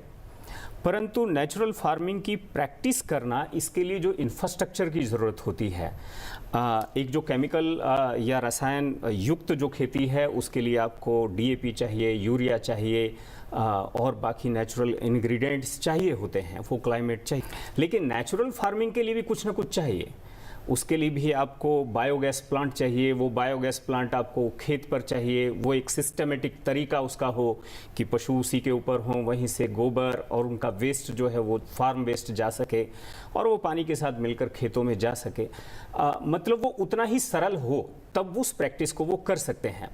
नहीं तो वो जो परंपरागत तरीका है कि गोबर कहीं एक जगह ढेर लगाया गया है, फिर उसको ट्रांसपोर्ट किया जाएगा खेत, फिर उसको उतना लेबर और उतना वो सब करना जो है किसान शायद वो नहीं कर, इसलिए उन्होंने एक आसान प्रैक्टिस को पकड़ लिया। अगर उसी पर कुछ एक सिस्टम, एक इनोवेशन अगर आप अप्लाई करते हैं तो मैं देखता हूं कि कुछ लोग या कुछ किसान इस तरह से कर पा रहे हैं जहां वो केवल बिजली का स्विच ऑन करते हैं और उनके पानी के साथ ही उनका जो नेचुरल खाद है वो भी खेत के अंदर चला जाता है और पशुओं का गोबर तक खाना पड़ता है। इतना ज़्यादा इनोवेशन वहाँ भी है, परंतु उसकी कोई स्केलिंग, उसकी कोई ब्रांडिंग, ये सब नहीं हो पाती है। नहीं, देखिए, अभी हमारे जो किसान हैं वो भी मैं समझता हूँ कि पढ़े लिखे सब आ रहे हैं इस किसान के अपने प्रोफेशन में। तो अब ठीक कह रहे हैं कि वो भी इनोवेटिव हैं, नए नए तरीके आ रहे हैं। जो स्टार्टअप है, हमारे बहुत सारे स्टार्टअप जो हैं वो इसमें एग्री सेक्टर में बहुत स्टार्टअप आ रहे हैं। सरकार ने जो फूड क्वालिटी टेस्टिंग के लिए भी यहाँ पर अनाउंस किया है। संशय नहीं है कि ये जो आप बता रहे हैं, जो नेचुरल फार्मिंग है, ऑर्गेनिक फार्मिंग है, और जिस तरह से जो अभी हमारे जो देश के लोग हैं अभी अपने स्वास्थ्य के प्रति चिंतित हैं और वो भी चाहते हैं कि हम ये जो ऑर्गेनिक यूज़ करें, यहाँ देश में नहीं विदेशों में भी उनकी डिमांड है। तो मुझे तो कोई ज़्यादा संशय नहीं है इसमें कि इसमें सरकार का जो मकसद है, सरकार का जो टारगेट है वो उसको नहीं अचीव कर पाएगी। बिल्कुल, सरकार ने ये कहा है कि भाई हम जो हैं 1 करोड़ किसानों को भाल साहब की सर्टिफाई करेंगे, उनको हम सर्टिफिकेशन देंगे जब वो नेचुरल प्रैक्टिस कर रहे होंगे। लेकिन इस सब को एग्जीक्यूट कराने के लिए मुझे लगता है कि जो हमारे पास 7,256 जो ब्लॉक हैं पूरे देश के अंदर और हमारे पास विज्ञान केंद्र हैं, केवीकेज हैं, 75 एग्रीकल्चर यूनिवर्सिटीज़ हैं, तो ये और स्टेट इंस्टीट्यूट्स हैं, तो ये सब मिलाकर जो हमारे पास एक इंफ्रास्ट्रक्चर है, जो एग्रीकल्चर में काम करने वाली जो ये वर्कफोर्स है, इस वर्कफोर्स का इस्तेमाल अगर और उसकी साथ में जवाबदेही अगर तय होती है तब ये बात शायद आगे बढ़ सकती है। नहीं, बिल्कुल ठीक कहा। ये इकोसिस्टम आपने बहुत अच्छी तरह से एम्फसाइज किया कि नेचुरल फार्मिंग के लिए इकोसिस्टम और इंस्टीट्यूशनल स्ट्रक्चर को डेवलप करना बड़ा ज़रूरी है। केवल अनाउंस कर देने से ये बात नहीं होगी। इसको ग्राउंड पे लाने के लिए यूनिवर्सिटीज़, वो डिसेमिनेशन सेंटर्स और हर तरह के इंस्टीट्यूशनल इंटरवेंशंस करने होंगे, जो कि इस बजट में काफ़ी बड़े मुद्दे पे अनाउंस किया गया है। जो ब्रॉड एम्फोसिस है on research and development and all, उसके अंदर ये सब चीज़ें भी आएंगी कि किस तरह से हमारा इंस्ट्रूमेंट्स, हमारा इंस्टीट्यूशनल स्ट्रक्चर बदला जाए, कैसे हमारे यूनिवर्सिटीज़ और ज़्यादा डिसमिनेट करें। तो मैं आपकी बात से बिल्कुल सहमत हूँ कि केवल ये बोलने से ना होगा, इसको होने के लिए हमें और नहीं, और इसमें मैं अगर थोड़ा सा ऐड करना चाहूँ, देखिए क्या है कि नाबार्ड के द्वारा प्रोडक्शन फाइनेंसिंग की स्कीम लॉन्च की गई है। इसके अलावा लैंड रिफॉर्म्स पर बहुत ज़्यादा जोर दिया गया है इस बजट में। और ये जो को कई बार अपनी जगह का पता नहीं होता था, जगह पता है तो फिर उसको वो मॉर्गेज सकते थे या बैंक में गिरवी नहीं रख सकते थे, वहाँ से फंडिंग नहीं ले सकते थे। जो झगड़े हैं वो बहुत ज़्यादा कोर्ट कचहरी होती थी। मैं समझता हूँ कि अगर ये लैंड रिफॉर्म्स होंगे, नाबार्ड की जो स्कीम आएगी, ये भी काफ़ी कुछ मदद करेंगे किसानों का इसमें टेक्नोलॉजी अपग्रेडेशन में इनके लिए, और जो भी कुछ सरकार का विजन है उसको पूरा करने में। And what role, will the states play, considering the fact that states will also have a major role, and how are we looking at the center incentivizing states towards bringing about these land? Definitely, this land is basically a center state subject.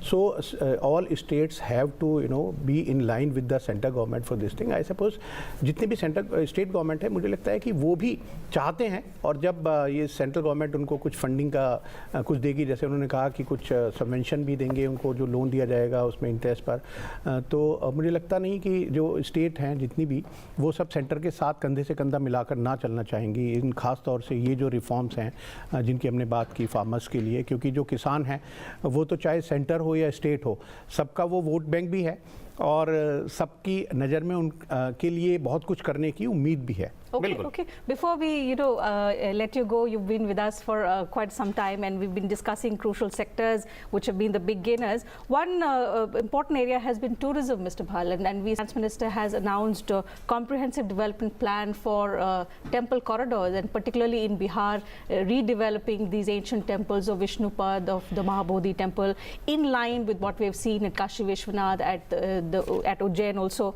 How significant is it from the point of view of Vikas bhi, Virasat bhi, something that the government has been stressing on? Yeah, tourism is a very important sector for India, primarily because it is highly labor intensive. And one of the biggest problems facing the youth of this country, the people of this country, is sustainable and dignified. So here is one sector which is just lying there to be sort of tapped. To develop your tourism sector, people travel all over the country, infrastructure is developed, a lot of employment is generated. So it's a win-win for everyone. So it's a high time that tourism was given a big boost, and it was a build-up to the budget also. Most of the experts were saying it, and the finance minister has gone ahead and announced a big boost for tourism in this budget. बहुत बहुत शुक्रिया भाल साहब का, बहुत बहुत शुक्रिया हमारे साथ जुड़ने के लिए। Thank you. और बजट की इस बात आने के लिए हमारे साथ कुछ और मेहमान जुड़ेंगे। हम आपको बता दें कि वित्त सीतारमण ने वित्त वर्ष 2024-25 का बजट पेश कर दिया है। इसमें युवाओं से लेकर किसानों और महिलाओं के लिए बड़े ऐलान किए गए हैं। सरकार ने टैक्स रिजिम में भी बदलाव किए हैं। अब 3 लाख की इनकम टैक्स पर टैक्स नहीं लगेगा, 3 लाख की इनकम पर कोई टैक्स नहीं लगेगा। इसके साथ ही सरकार देने की भी घोषणा की है।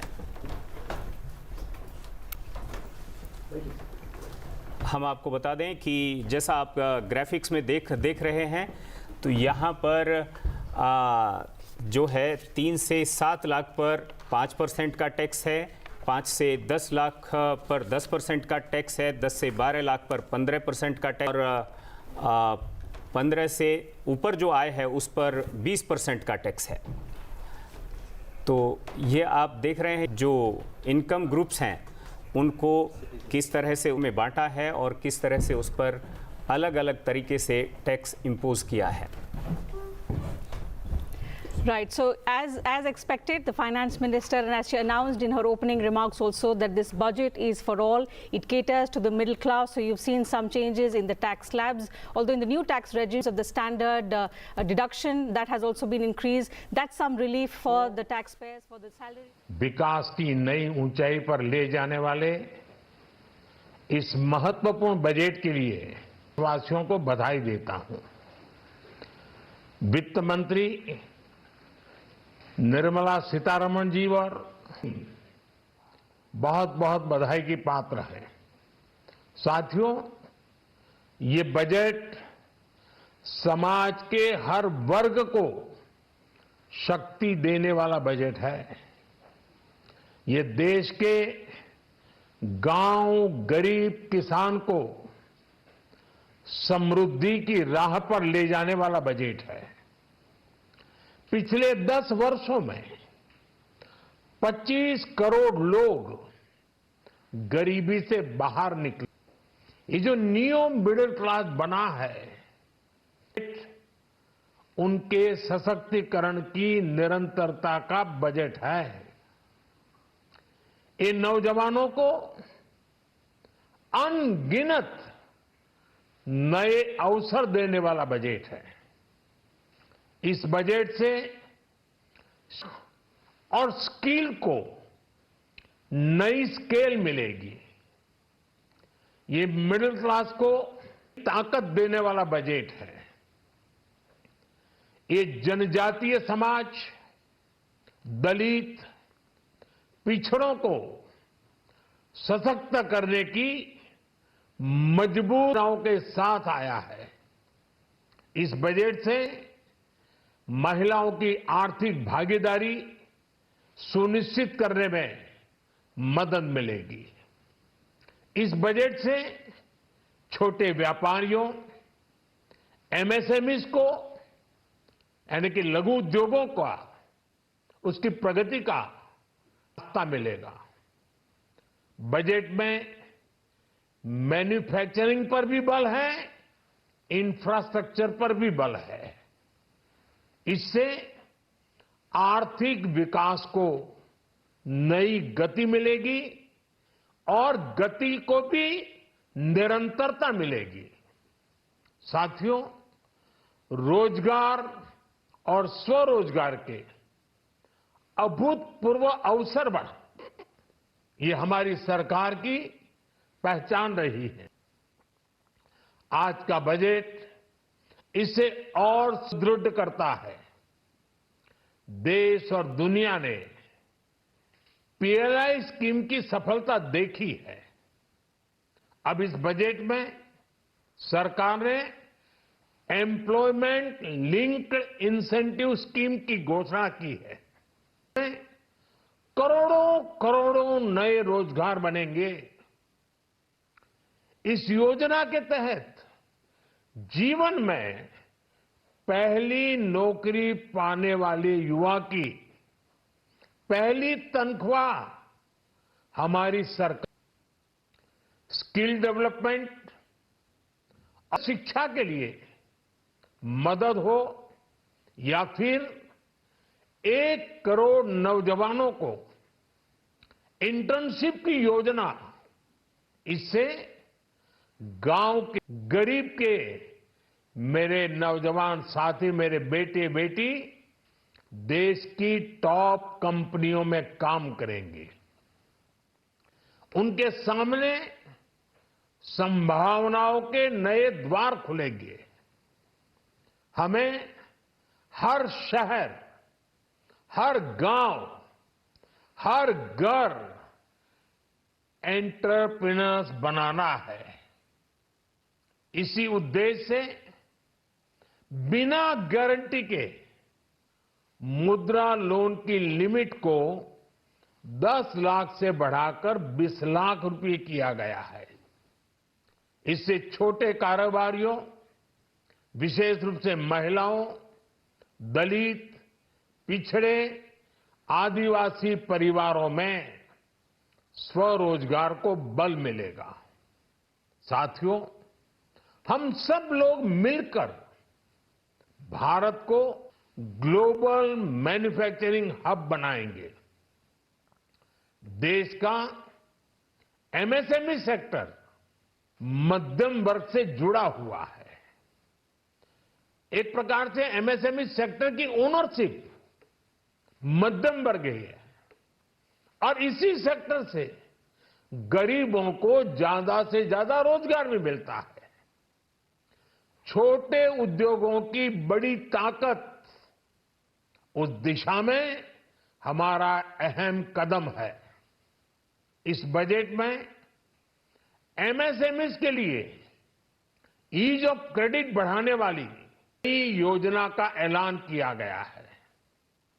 मैन्युफैक्चरिंग और एक्सपोर्ट्स इकोसिस्टम को हर जिले तक ले जाने के लिए बजट में अहम घोषणा ई कॉमर्स, एक्सपोर्ट और फूड क्वालिटी टेस्टिंग के लिए 100 यूनिट्स ऐसे कदमों से वन डिस्ट्रिक्ट वन प्रोडक्ट अभियान को गति मिलेगी।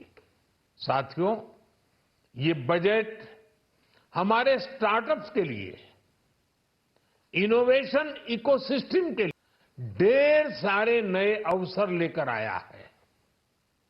स्पेस इकोनॉमी को बढ़ावा देने के लिए 1000 करोड़ रुपए का फंड हो, एंजल टैक्स हटाने का फैसला हो, ऐसे कई सारे कदम इस बजट में उठाए गए हैं।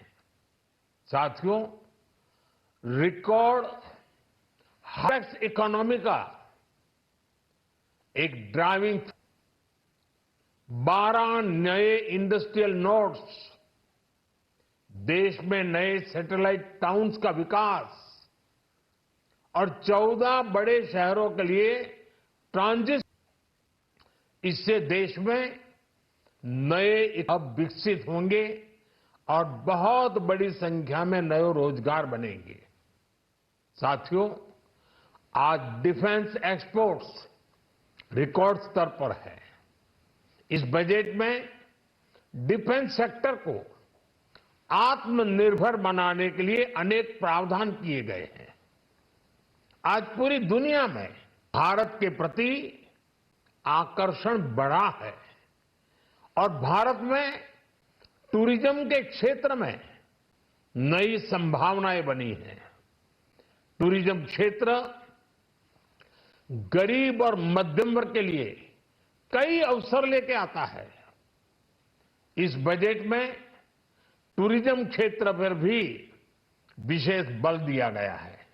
साथियों, एनडीआर ने पिछले 10 साल में ये सुनिश्चित किया कि गरीब और मध्यम वर्ग को लगातार टैक्स देती रहे। इस बजट में भी इनकम टैक्स में कटौती और स्टैंडर्ड डिडक्शन में वृद्धि का फैसला लिया गया है। टीडीएस के नियमों को भी सरल किया गया है। इन कदमों से हर टैक्स पेयर को अतिरिक्त बचत होने वाली है।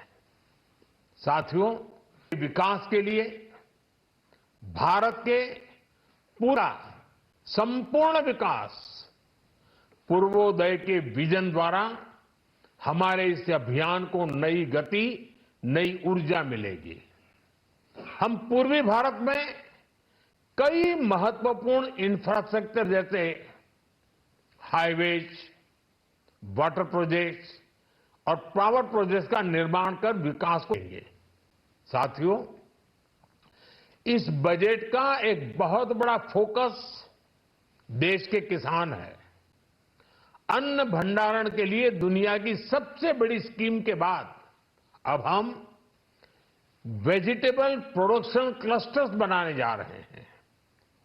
इससे एक और छोटे किसानों को फल, सब्जियों, अन्य उपज के लिए नए बाजार मिलेंगे, दाम मिलेंगे, तो दूसरी ओर हमारे मध्यम वर्ग के लिए फल, सब्जियों की उपलब्धता बढ़ेगी और परिवार के लिए पोषण भी सुनिश्चित होगा। कृषि क्षेत्र में भारत का आत्मनिर्भर बनना समय की मांग है। इसलिए दलहन, तिलहन की पैदावार बढ़ाने के लिए किसानों को मदद की घोषणा की गई है। साथियों, देश में गरीबी समाप्त हो, गरीब का सशक्तिकरण हो, इस दिशा में भी आज के बजट में प्रमुख घोषणाएं की गई हैं। गरीबों के लिए 3 करोड़ नए घर बनाना तय हुआ है। जनजातीय उन्नत ग्राम अभियान जनरेशन अप्रोच के साथ 5 करोड़ आदिवासी परिवारों को मूलभूत सुविधाओं से जोड़ा जाएगा। इसके अलावा ग्राम सड़क योजना 25,000 नए ग्रामीण क्षेत्रों को ऑल वेदर रोड से जोड़ेगी। इसका लाभ देश के सभी राज्यों के दूर दराज गांवों को मिलेगा। साथियों, एक नए अवसर, नई ऊर्जा लेकर आया है। ये ढेर सारे नए रोजगार, स्वरोजगार के अवसर लेकर आया है। ग्रोथ और ब्राइट फ्यूचर लेकर आया है। आज का बजट भारत को दुनिया की तीसरी सबसे बड़ी आर्थिक ताकत बनाने के उस पूरी प्रक्रिया में कैटलिस्ट का काम करेगा। विकसित भारत की एक ठोस नींव रखेगा। सभी देशवासियों को बहुत बहुत शुभकामनाएं।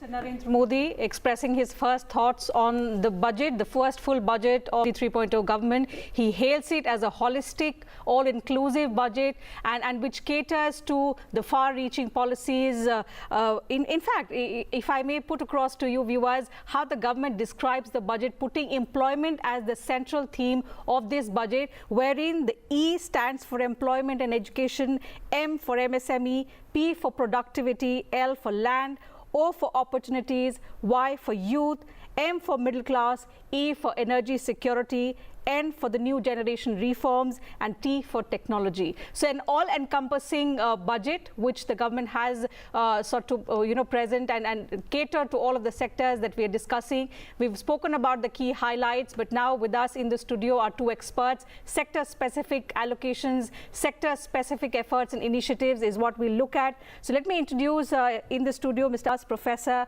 Applied Economics, IIPA, and ex-chairman, CSCP, Ministry of Agriculture and Farmers Welfare. Dr. Vishen Das, thank you very much for your time. Welcome to the program. Mr. Ajit Kumar Jha, Assistant Professor, Institute for Industrial Development, also with us in the studio. Delighted to have you with us in the studio. So, Mr. Vishen Das, allow me to begin the first question with you. And your first thoughts. You heard the Prime Minister hailing this budget. He says it caters to the short-term visions, at the same time, detailed roadmap for a Viksit Bharat.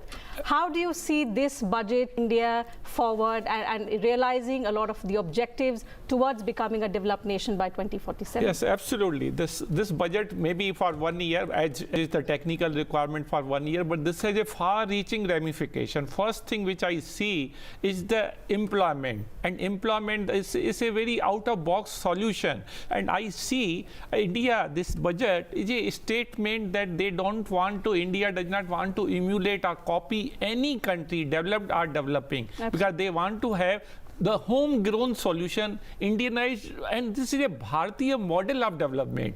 For instance, no country gives the first month's salary of the newly employed people, the government, that is one. And then let me also make it very clear to our viewers, the employment is just not your livelihood. It is not just to remove the poverty. It is not just to keep you, innovation. It has far-reaching, because this channelizes the energy thought process of the youth. Otherwise, if you do not channelize, it has social element within this. So to my mind as an economist, employment guarantee or providing employment also ensures peace and tranquility within the boundary of our country. So that is very important, which perhaps nobody has mentioned, but other advantage of employment that everybody knows, but its implication on your tranquility, the peace within the country is very important. The fact that we are moving from production-linked incentives to now employment-based incentives. Your thoughts on how it's a situation which is benefiting both the employees and the employers, and something which also takes care of the employment scenario in the country. We have the world's largest youth, and we are channelizing their energy into different sectors, which will take India's growth story forward.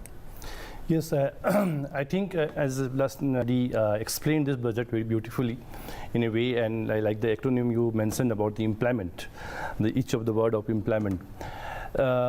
By 2030, there is a projection that, because before this budget, economic survey also launched yesterday, and it says that we need 80 lakh employment by 20. So how to create 80 lakh employment in which sectors, which are the sectors, probable sectors where employment can be created. So one of the sectors that I see the government has given much focus that was not like in earlier budget is agriculture. And it says that agriculture is the new engine of growth. This is like economics. We say manufacturing is the engine of growth. So the government is saying that agriculture is the engine of growth.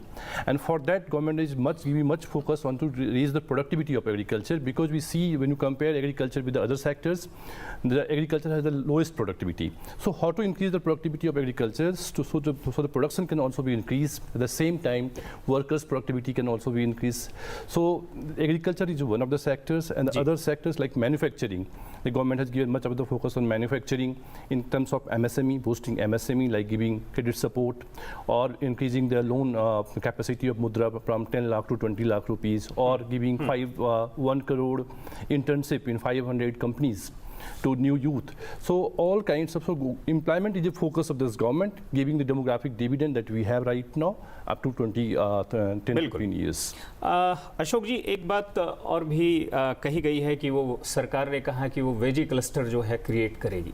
पता चला कि 1000 एकड़ में सिर्फ टमाटर उगाया जा रहा है, 10,000 एकड़ में सिर्फ, मतलब इस तरह के कुछ क्लस्टर। आपका जो कोर इशू विषय रहा है वो फसलों की लागत और उनका मूल्य, ये क्या होना चाहिए, ये सबसे ज़्यादा उस पर आपका वो फोकस रहा है। यहाँ पर ये भी एक बड़ा विषय है, आज भी है और कल भी रहेगा, कि किसानों को भी उस क्लस्टर को डेवलप करते समय वहाँ पर किस तरह से उसकी प्रोसेसिंग, उसकी पैकेजिंग, ब्रांडिंग या मार्केटिंग उस तरीके से हो सके कि उस क्लस्टर की वजह से किसानों को उसका भरपूर फायदा हो सके। इस पर कुछ अपना विजन आप जी, इसमें मैं दो पॉइंट बहुत ही महत्वपूर्ण है। एक तो ये है कि जो हमारी जमीन है वो बहुत महंगी होती जा रही है, उसकी जो अपॉर्चुनिटी कॉस्ट है बहुत हाई है। अगर आप कृषि मंत्रालय के डेटा देखेंगे तो जो 12% फ्रूट्स और वेजिटेबल और हॉर्टिकल्चर पे, वो 24% आपके एग्रीकल्चर जीडीपी को देता है। इसके खिलाफ अगर मैं आपको और बताऊं तो जैसे राइस है, वीट है और मेज है, उस पर 42% ऑफ द लैंड लगती है, लेकिन उसका जो जीवीए जो जीडीपी का प्रपोर्शन है वो जस्ट 19% है।